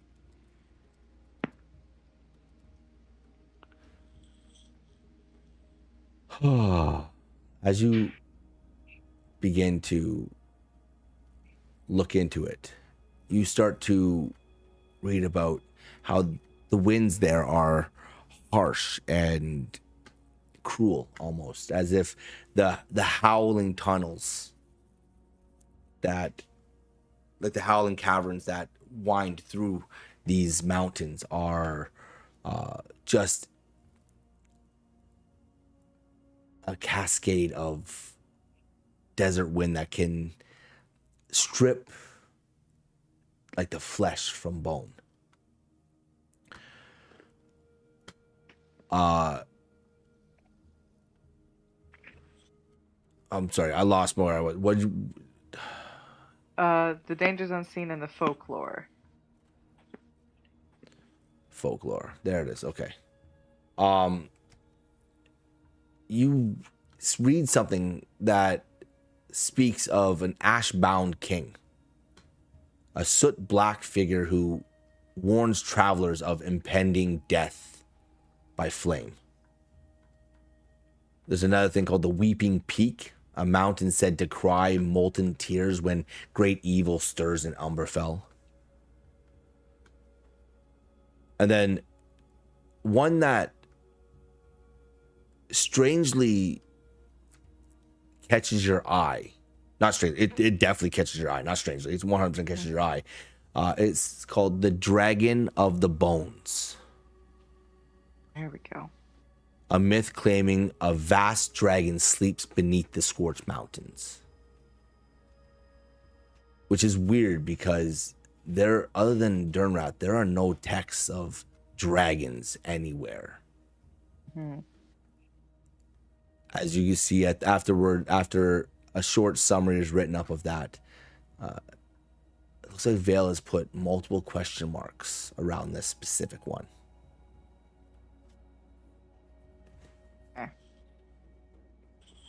I'll skim through the very last entry, the why I returned.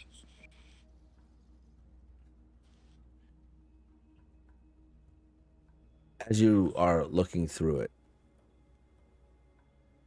he describes the colossal caverns. He describes the heat that's so intense, but it doesn't burn. The heartbeat through the stone, the single glowing crack that pulses like a seeing eye. He feels connected to these mountains, like he needs to live out the rest of his life.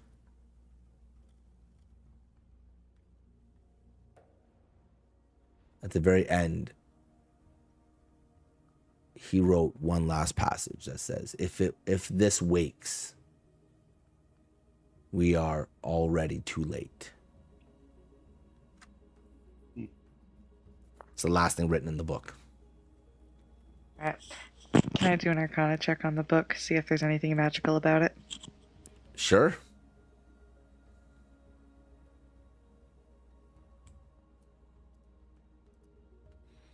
$11.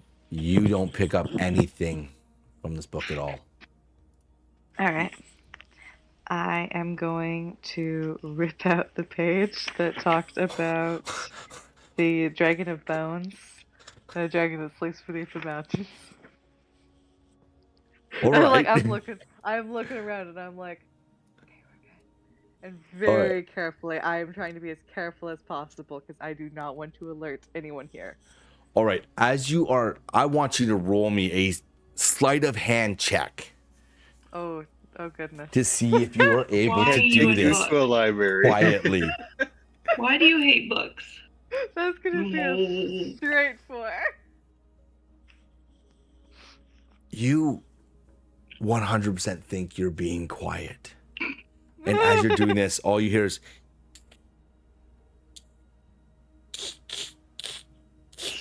and you hear coming out, and then all you hear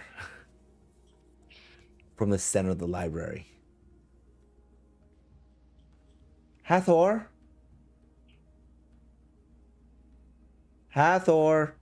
where'd you get off to? She coming towards me? You can hear footsteps coming in your direction. Am I done ripping the page out? Oh, you've ripped the page out. Okay. I am stuffing the book back where it was, and I am folding this piece of paper very quickly, and I am stuffing it into, like, my back pocket. As you stuff this piece of my paper into cloak. your back pocket, you see Saralus wound the corner and look down the stacks. What are you doing, Hathor? Are you lost? Do you need some help? I'll, like, turn and, like, blink at her, like, my eyes twitching a little, like... Oh, man. I must have really needed that, that drink of water. My friend's from the Scorched Mountains. That's why I was here. Is there a book on the Scorched Mountains, you think? I wouldn't know. We'd have to ask Lysander. But I imagine if you're in the area, there's probably multiple books along this shelf. See, well, the plaque right up there. See how it says right there, Scorched Mountains? They're all over. You can see ones about all the other areas of all over Umberfell. It's actually quite wondrous. But is there? and I'm as, from Dunewood. Is there a plaque for Dunewood? Oh yeah.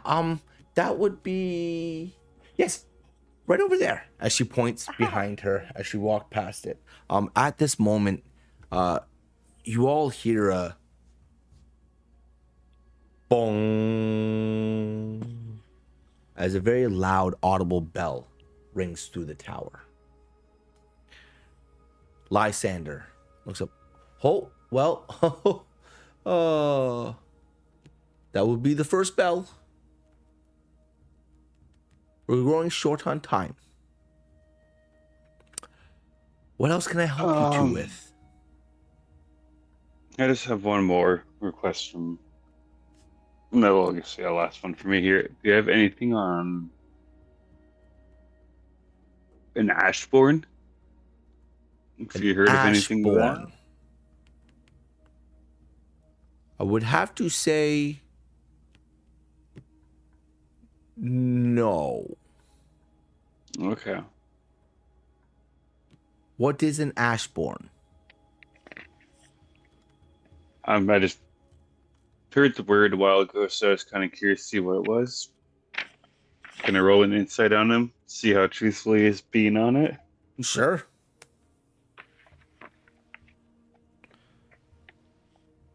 You 100% believe him. Yeah. You believe him. Right. Yeah, I think that's everything for me. I can't think of anything else right now.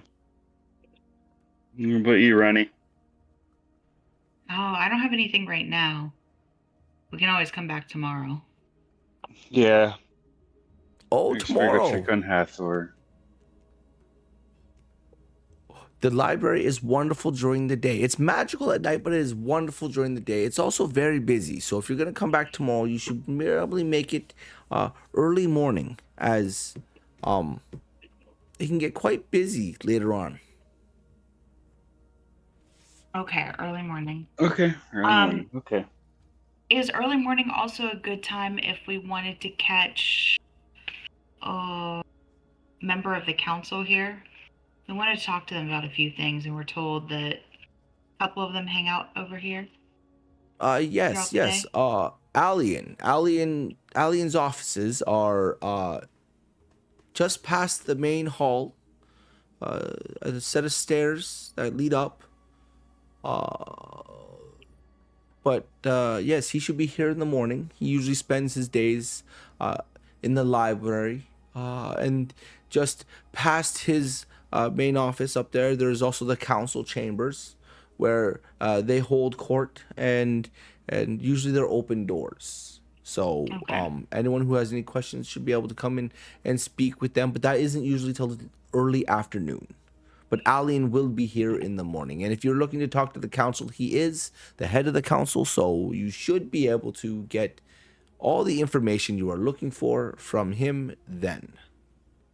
May I ask why you need to speak to the council?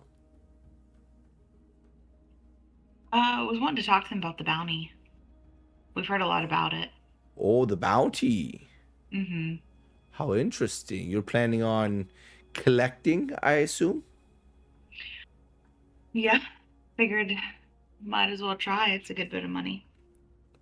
Well, it sure is. I just don't understand why they'd want to eliminate the sylph wolves. Kind of why we're wanting to ask them that. See what the cause was. Well, I believe Aline has spoken of a corruption in the morn right now that has been inflicting most of the creatures, especially the sylph wolves. They have been causing a menacing act with all the travelers and the caravans coming to Loria. So there is a bounty on them. But again, I don't understand why he'd want to eliminate the sylph wolves. They're protectors. Yeah. I would Indeed. assume that he'd want to figure out what was, afflicting them. That is a good question. That is a better question to ask him on that too. I agree with you. Why take out creatures when you can try to find the source of the problem? Well, This is maybe true. we approach them with that. This is true. Now, that you say that though, there was another. There was another not long ago that was here. Oh, there was? Yes, he was asking similar questions about this. I can't remember his name though. Was it Clyde? That does sound familiar. He was searching for the Was he origins of the tree, unlike yourselves. Now that I remember, he wanted to find a path through the morn to hunt something, I guess. Did he mention what he was hunting for?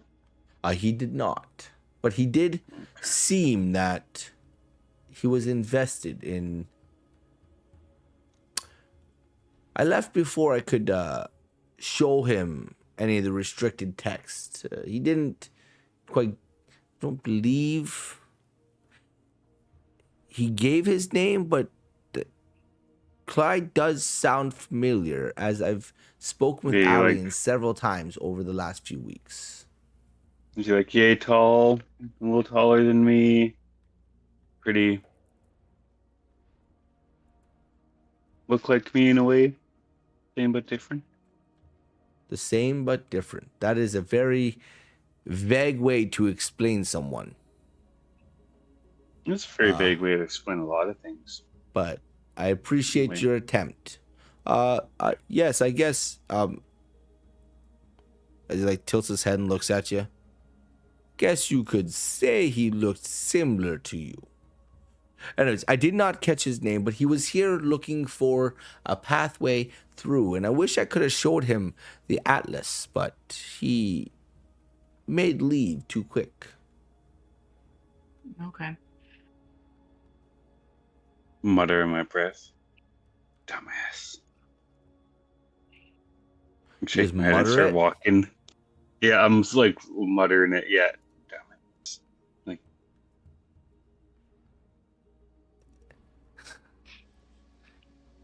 Okay, when you mutter it, what are you doing?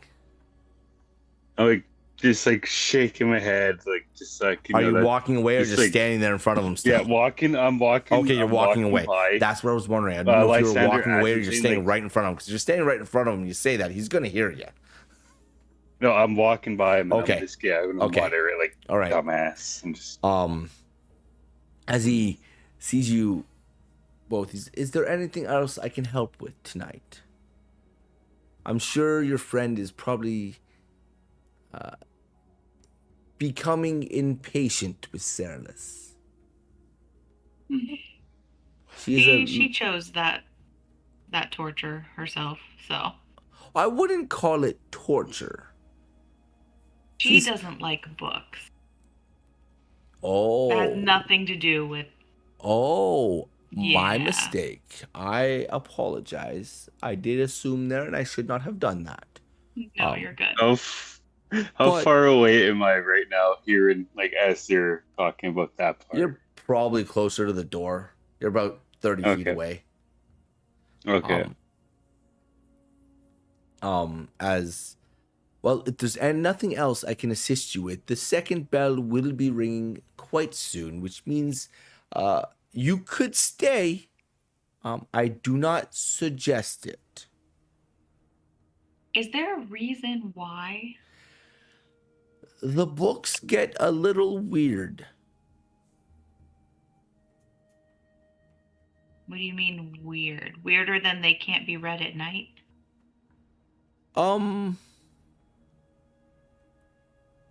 Temperamental, I guess you could say. They have personalities? Some do, yes. Now, we understand that this is strange to you because the magics of Umberfell aren't widely considered or even condoned throughout. Mm-hmm. But here in Eloria, we attempt to practice as much as we can. Our scholars and our students attempt to arrange themselves in ways to explore the unknown. And the only way you can do that is by studying. Oh. So a lot of this grand library here was built over a convergence of lines, if you would. And for the most part, it's given the books, yes, personalities, if you will. And being a night archivist means I have the ability to manage them. Now, I'm not saying you have to leave. I'm just suggesting it would probably be in your best interest, because the last thing you want to have happen is, well, get hit by a book. Oh, yeah, that doesn't feel good.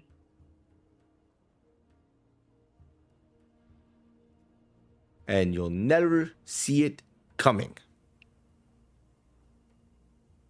Are they invisible books? Oh no, they just get you when you walk past. Oh, they're Yes. sneaky. They don't quite let it be known that they're going to attempt. So it just so happens. The first time it happened to me, this is actually quite amusing. The first time it ever happened to me, I was actually in the restricted section, and I was walking through, and my mentor, Alien, actually told me to watch myself after the second bell. Well, I decided it wasn't a good idea, and I was just going to go ahead and be on my way. And what I was walking through the restricted section, and all of a sudden, I had a book upside my head. It was very unsettling. I should have taken him at his word. So, And I don't blame him. I probably wouldn't have taken him at his word either until it happened. flying books, weird, right? But as you saw down below, the stacks, they were shifting across. It works. It happens. It's magic. That's amazing. But, as I said, it would probably be best if we retire for the evening. And you can always come back in the morning and speak to Alien. I, of course, will not be here. Mm-hmm. But, yes. Well, I appreciate all of your help. No worries. I enjoyed the visitors so late. Wait, did you get to see the play? Yes, it was very mind-blowing. Oh, I That was heard it would amazing. be. Yes. I will have to catch the next one. Oh, you definitely should. Okay. He begins to walk past you as he leads you to the door. As he continues to follow Orlana out to find where she has gone. What are you doing? Are you following? Just You're gonna have to. I don't think I'm Yeah. allowed to stay. all right. As you follow and you come out the door, as you walk out, it's almost as if the door knew that the room was empty again, and it just and shuts behind you.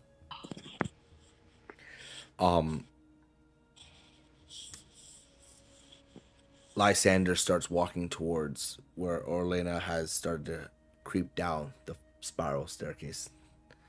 As you get lower, and as you are descending the spiral staircase, you hear the bong, a second ringing of the bell. Bring on the spooky books. Quickly now, quickly. We need to make it to the entrance. As you begin to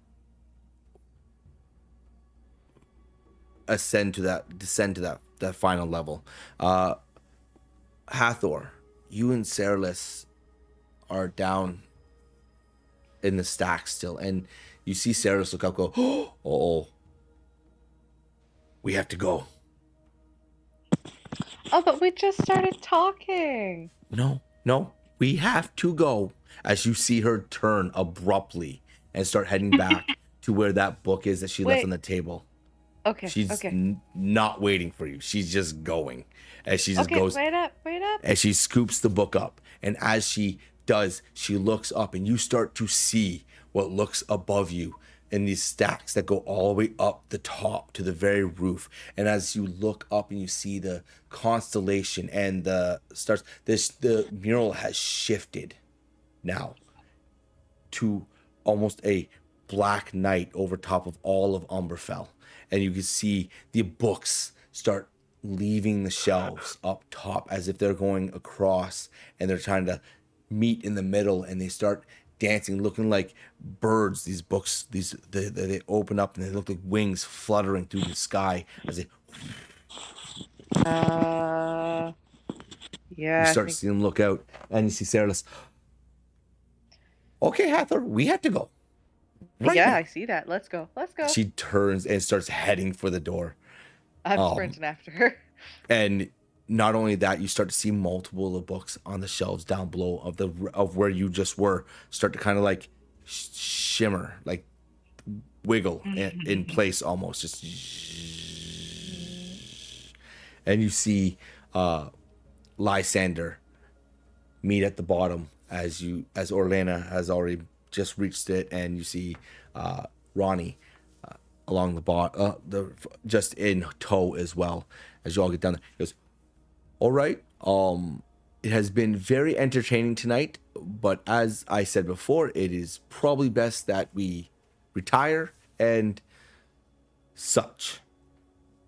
I have work to do, but hopefully you all enjoyed yourselves and learned as much as you absolutely. possibly could. I am really fond of exporting knowledge onto as many as I can.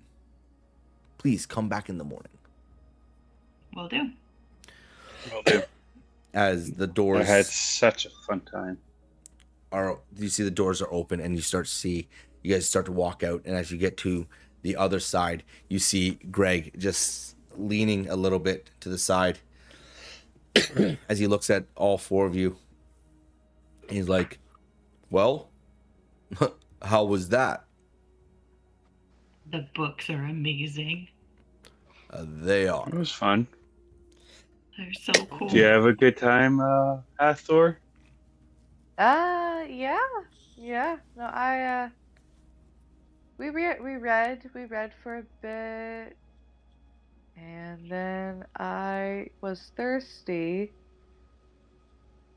and I guess I went for a walk.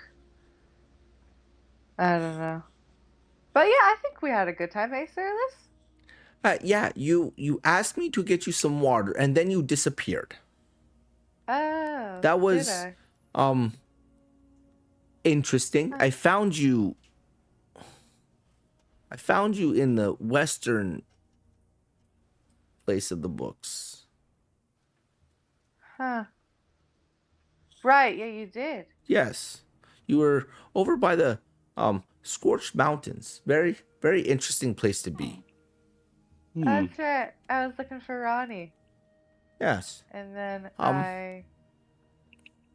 yeah.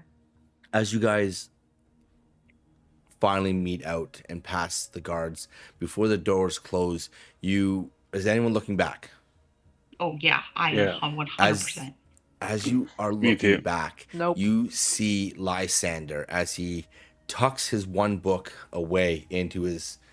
The book that he's holding on to is about the size of a small journal. Mm-hmm.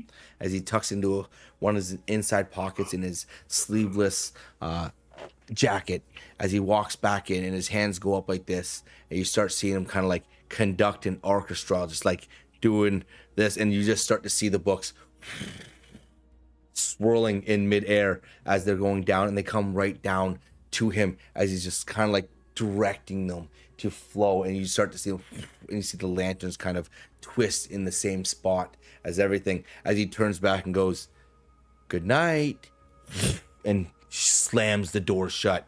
This is the coolest place ever. That was The cool. books were dancing. Come on now. I would toss coin, but I don't want to Yeah. throw my last gold. That's I don't think they can use your gold. Lysander says it's easier to deal with the books after the second bell if he just conducts them.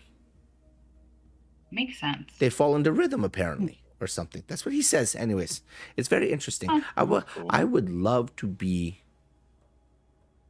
an archivist. That would be absolutely lovely. Spend all day with the books. Have you thought of trying to do it? Yes. But sadly, I'm the only one left to run Silver Lantern, so I don't want to sell it. Where would I live? Fair. With the book. Well, you can't live in there. It's No one- open all the time. But no one lives in there.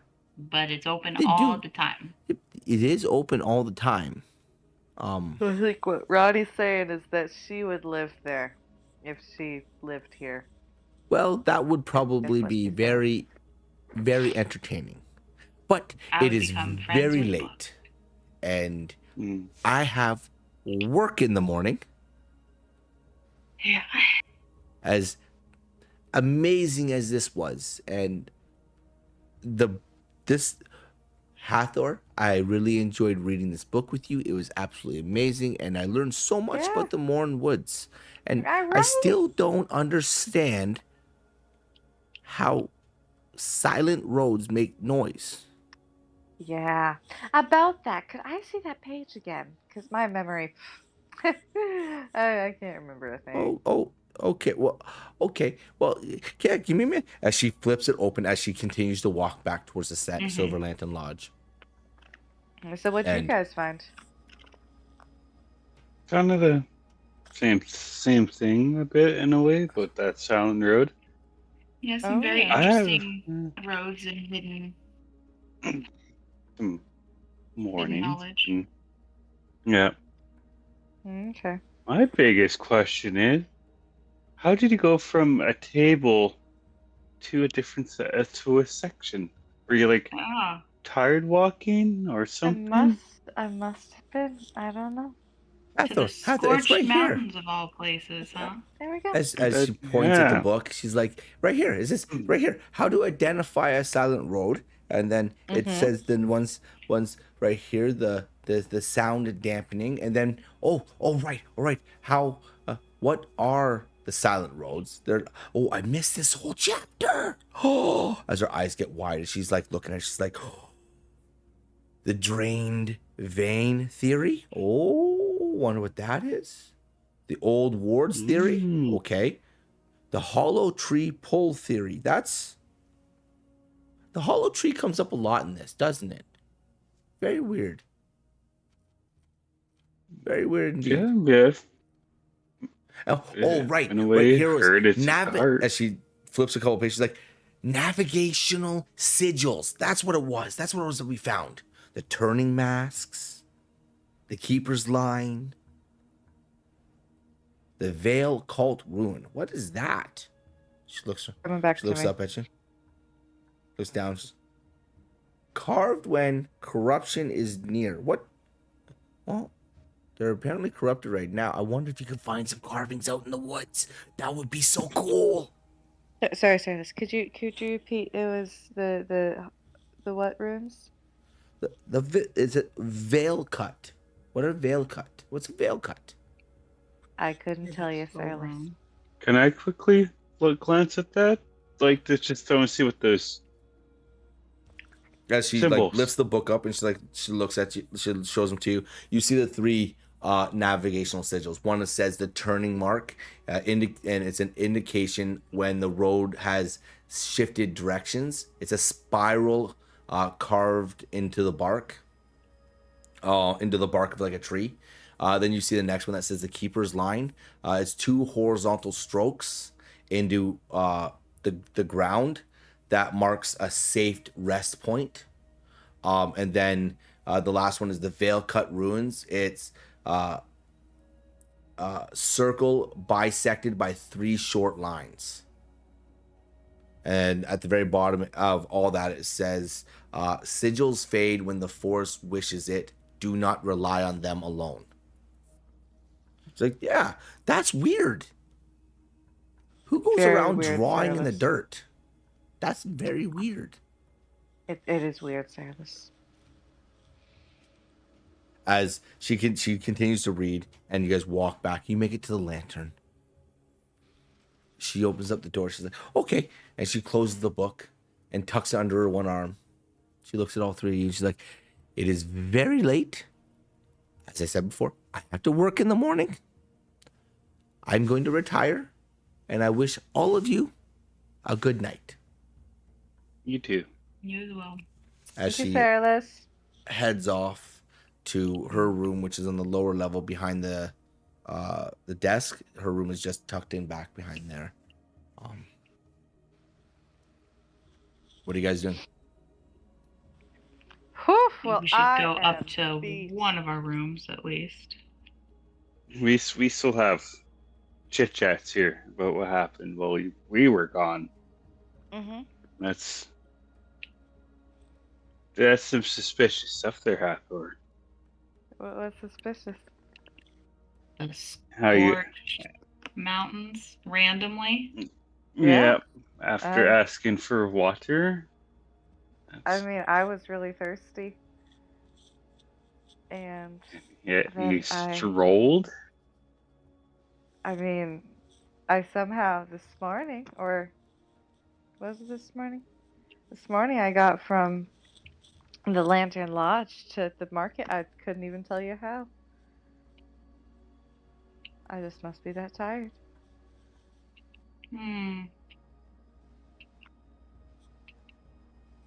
I want to insight you so bad right now. Like, are you being that do it. truthful, or you Then just do it. BSing Yeah, right now? totally. Are you- I don't like that she went to the scorched mountains specifically. That set me That's off. gonna be 18. Silas Oh. ratted me out, man. Yeah, she did. And that's a 19. Oh, All right. 19 Oh. plus God, 4. Come on. 23. Come on, guys. This is when you roll high. This is when you roll high. Yeah. Okay. Yeah. So what did they glean, Hathor? Hathor is tired, but she's not as loopy as she is making herself out to be. Mhm. So you see that she's got,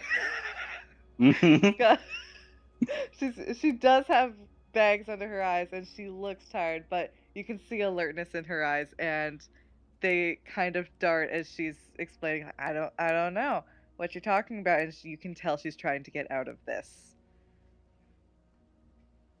You can't be your way out of this one, Missy. Uh, I can see in your eyes. You're not as loopy as you look right now, so you're playing it off in a way. Let's be a little truthful here. Okay, Maybe fine. let's get into a room first. Yeah, let's do that. And I guess if we'd lucky we didn't do that bet here, I probably would have lost because she was awake the whole time. Yeah. Would have got punches in the shoulder. I'll punch you we in the didn't shoulder. make it. Ow! No, you guys Punch you never right did. back. Hey. No, you call those punches weak. I'm trying to hit her. If I was Well, let's actually... see your punch You then. Come on, right here. Give me your best shot. You should have seen us when we went to Blackthorn Keep, was it? We had to, well, we didn't have to. We tried to create a diversion by beating the crap out of each other. Yeah. Really? I got her pretty good. I got Orlana pretty good. Yeah. Yeah. Mid conversation on this, I'm gonna unarmed strike Orlana's shoulder. Just Oh yeah, Just clock her. intending to dead arm fully. all right. Roll for an Like- attack, man. Roll for an I'm attack. totally gonna roll for attack. I'm picturing it Ronnie, Orlana, Hathor, and if you hit Orlana hard enough, a little domino. 16. That hits. Six. Okay. It's also a surprise attack, honestly. No, I said, come on. Oh, okay. I didn't know you I were did ready. it mid conversation, but Yeah. We're both reminiscing over Curious. here, and Ronnie just 5 points of stunning doublage.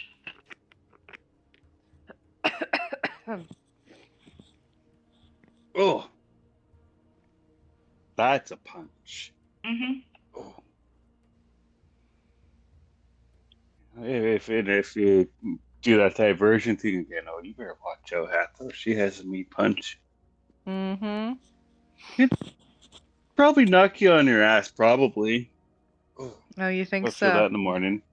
I'm gonna Yeah. I'm gonna re-tap you on that arm and do hand of healing. Aw. So I heal 2 points of that doublage. As you guys Alrighty. are standing in the living quarters of the lantern, you are speaking to one another, and as this is happening, you suddenly hear an echo over the night sky, and it's just ooh.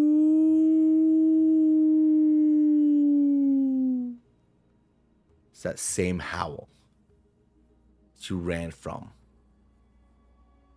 And it sounds like it's close, like it's near Eloria.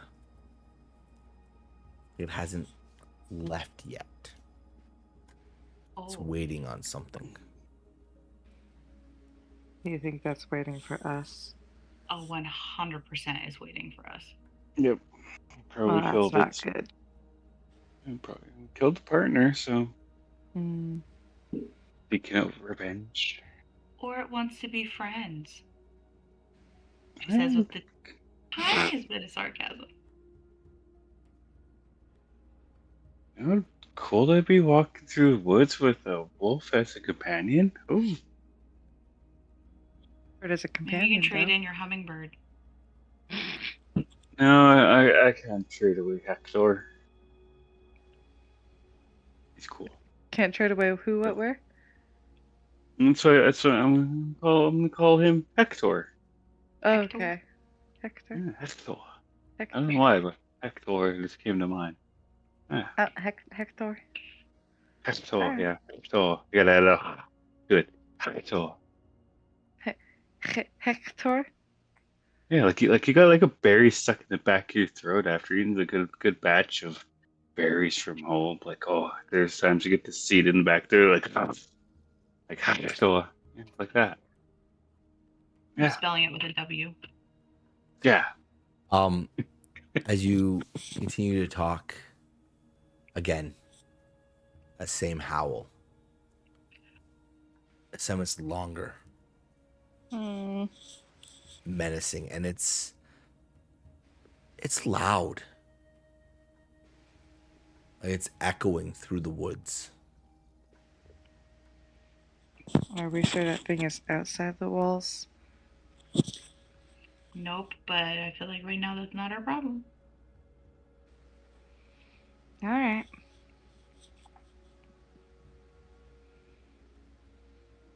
Let's go have this chit chat before we go to bed. Let's get to a room. Careful. As you retire, the winds outside seem muted. The moon casting the shadows through your windows seems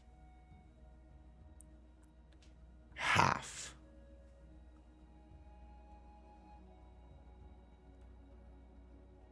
And you hear it one last time, but this time when you hear that howl, it's almost like you can catch words drifting on the wind.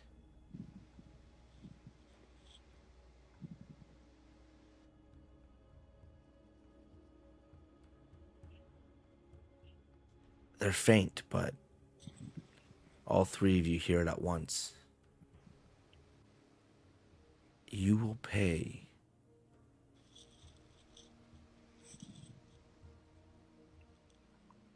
It's echoing as if it lingers just long enough after the howl finishes.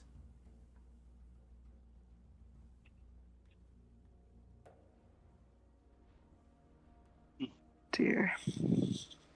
Yeah, I think it's waiting for us.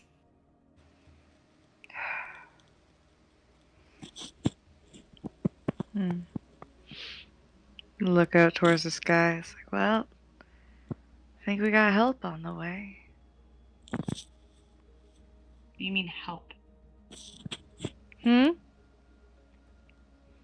You said we have help on the way. What do you mean by that? I just have a gut feeling. Magical gut feeling that we have help on the way? Mm-hmm. Magic. What help? Weird. Our I'm not sure. our friends can't leave home. Probably get in trouble. But, like, stare really hard at a certain point, like, mm-hmm.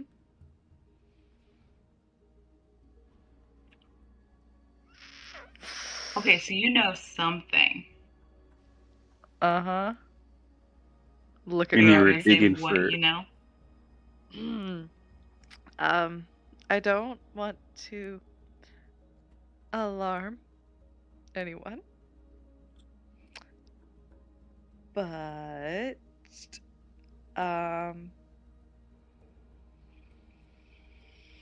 your baby dragon might have gone missing and they haven't seen it for like 2 days, and They haven't found him yet, and it's been like a couple hours, and he's probably on his way here to see you. The dump I was expecting. What do you mean they lost him? That's what I asked them. I swear. And what did they say? Well, you know Pyre. He didn't really care all too much. I told him to look for him, and he said that he would, and then he said that he didn't really try, and he basically gave up because he doesn't really want to find the baby dragon. So, yeah.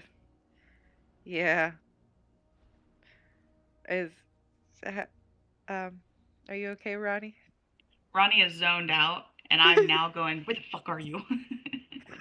To my dragon. I'm doing the same in my head. I'm asking for that. Like, Hold on. You ask in your head? Yeah, I'm asking my dragon. Yes.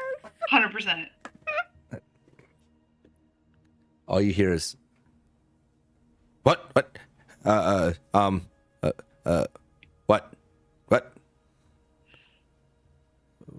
I'm being told that you're not where you're supposed to be.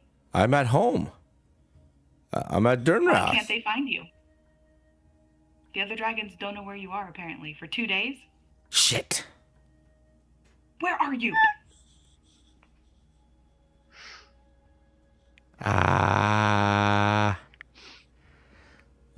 Well, you see, I didn't want to stay there for right now because, well, you're not there.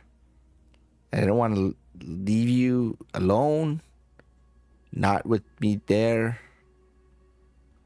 So, yeah. Don't worry. I haven't been seen.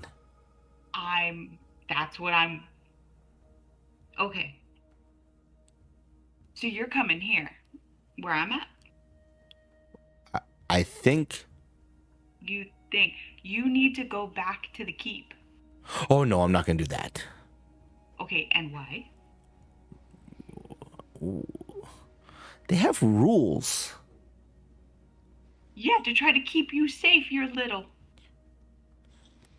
We're brand new at this. I'm not that little, okay? I can handle myself.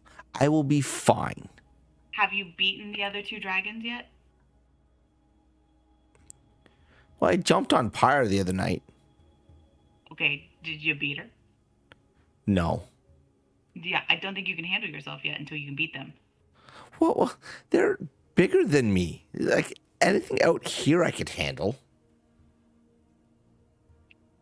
There's stuff bigger than you out here. You don't know that. There's some pretty big-ass wolves right now.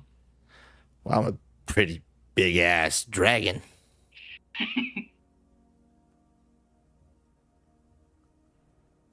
Don't put me in a box. I'm not trying to put you in a box. Well, that's what it feels like. To keep both of us from getting chewed out for you leaving. I'd rather ask forgiveness than permission. I mean, I understand that logic.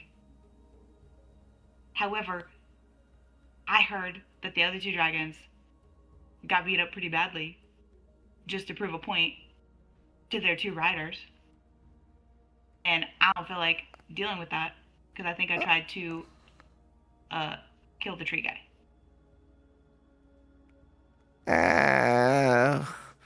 Wild Oak's a slub. I'll be fine. You are not going to be fine. I'll be fine. I'm not going to be fine. It's all right. It's all right. Okay? I'm here now, so we just need to deal with it. I'm sorry. You're here? I think. Outside your window. Knock, knock, knock.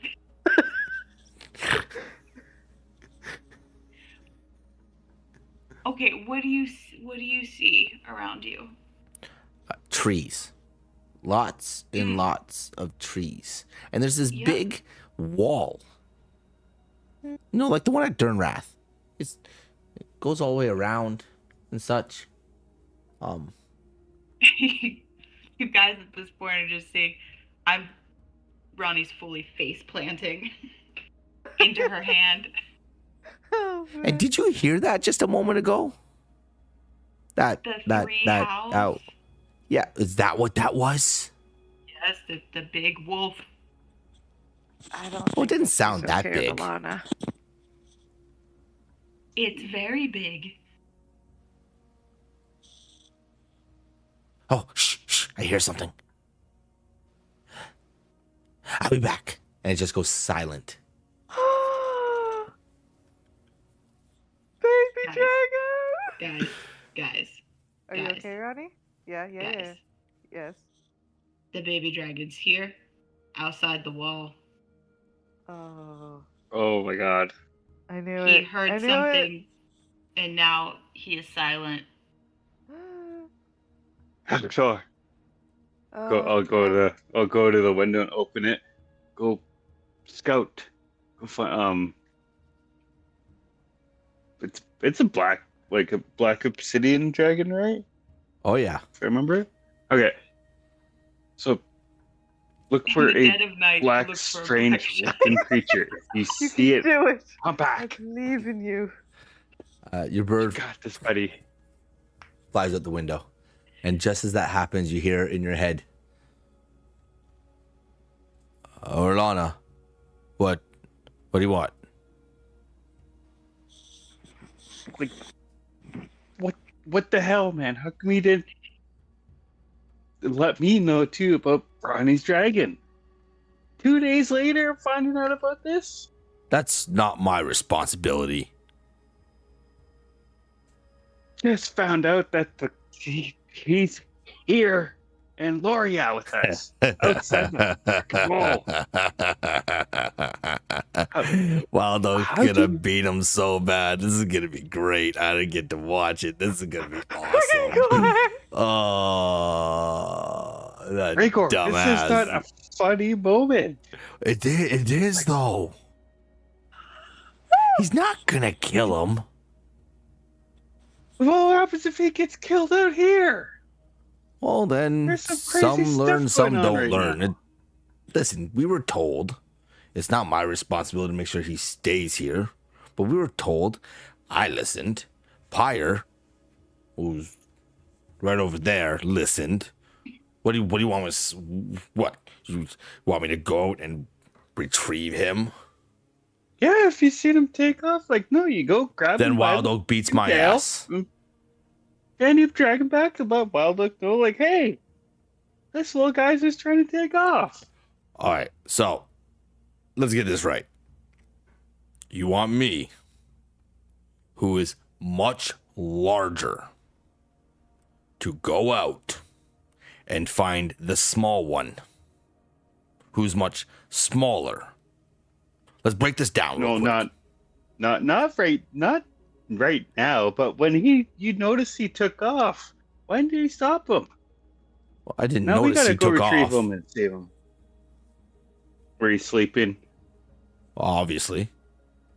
What else do I have to do? Yeah, that's a fair point. That is a fair point there. You probably take care after me. You probably need like 22 hours of sleep to function in a way. Well, yeah. Listen, okay. He'll probably be all right. Like 50-50 or 60-40 or 70-30. You're going to be all right. It could be any one of those denominations. I don't really want to put a here's number the big on it. question. Okay. Big question, though. Does Waldo know about him taking I off? don't know. Or is that... I don't know, but I'm very interested to find out. Don't worry, I won't say a word. But if he asks me, I'm also not going to lie. Because it's just, you know. Plus, let's be honest. Watch him get his ass beat. It's going to be great. Anyways, I'll talk to you Are you later. talking- Are Are you talking to I, Rigor? Are you Yeah. talking to Rigor? Can you ask him how Yeah. Pyre is? oh, how Thornton how Pyre is he? Is he Given eating? and I kind of agree. He's I like to see that. being stubborn, just like always. He says kinda he's mind just our own being an business. ass like always. That's all he says. Wow. Yeah. Yeah. Okay. Okay. Oh, love you, buddy. All right. Bye And it bye. just goes silent.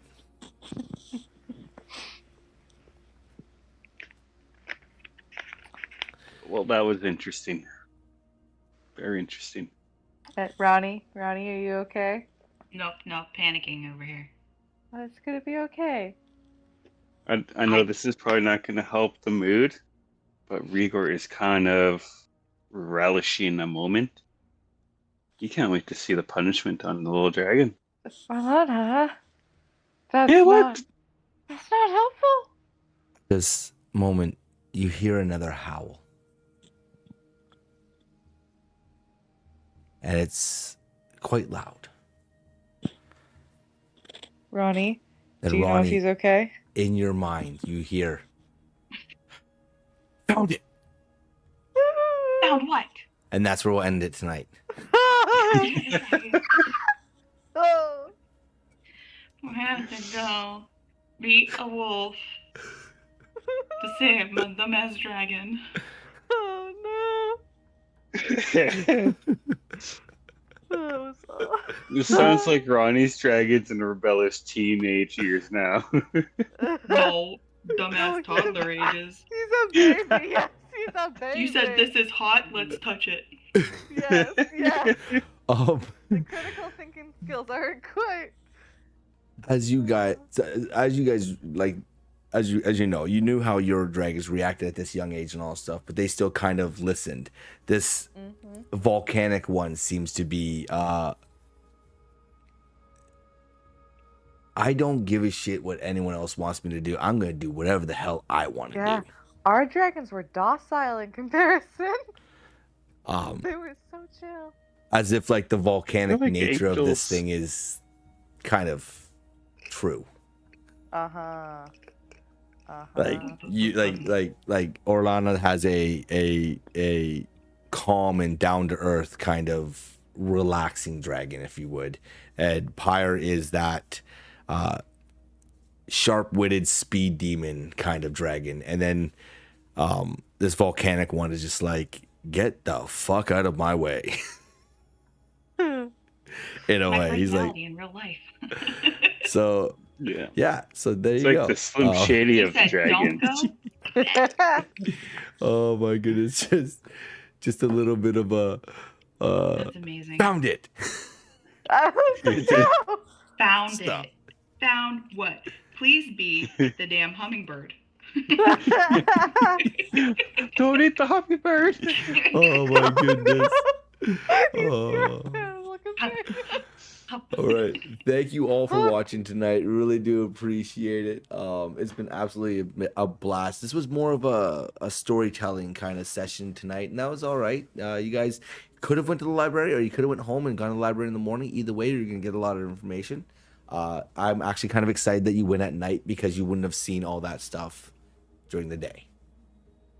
So that kind of like It's is very more exciting. interesting. And it lets me give you a little more info about this world and such. So that's awesome. Anyways, thank you all so much for joining us and watching and being here as the wonderful people that you are. Like I always say, keep being absolutely amazing, and we will see you on the next one. And thank you for donating your free time. Mm-hmm. Deuces. Have a good night. Bye. Dice, shadows deep, dragons soar, secrets keep. Dungeon, dark treasures glow. Through the night, heroes grow. Roll for initiative, heroes' hearts so definitive. Take your chance, make it right in the game of endless night.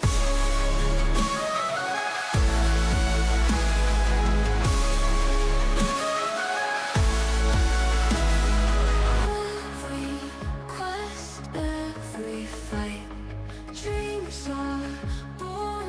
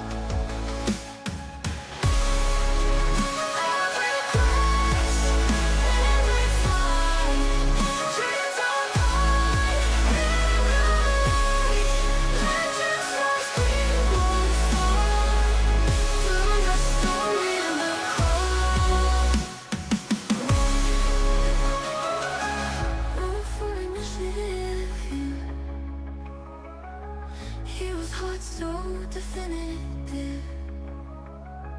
Take your chance, make it right in the game of endless night.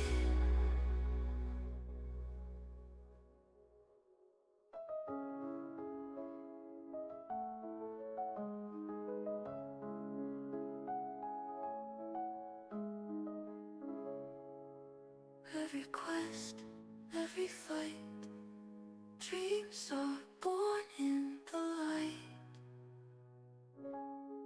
Legends rise, we won't fall.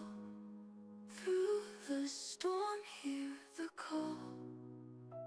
Legends rise, we won't fall. Through the storm, hear the call.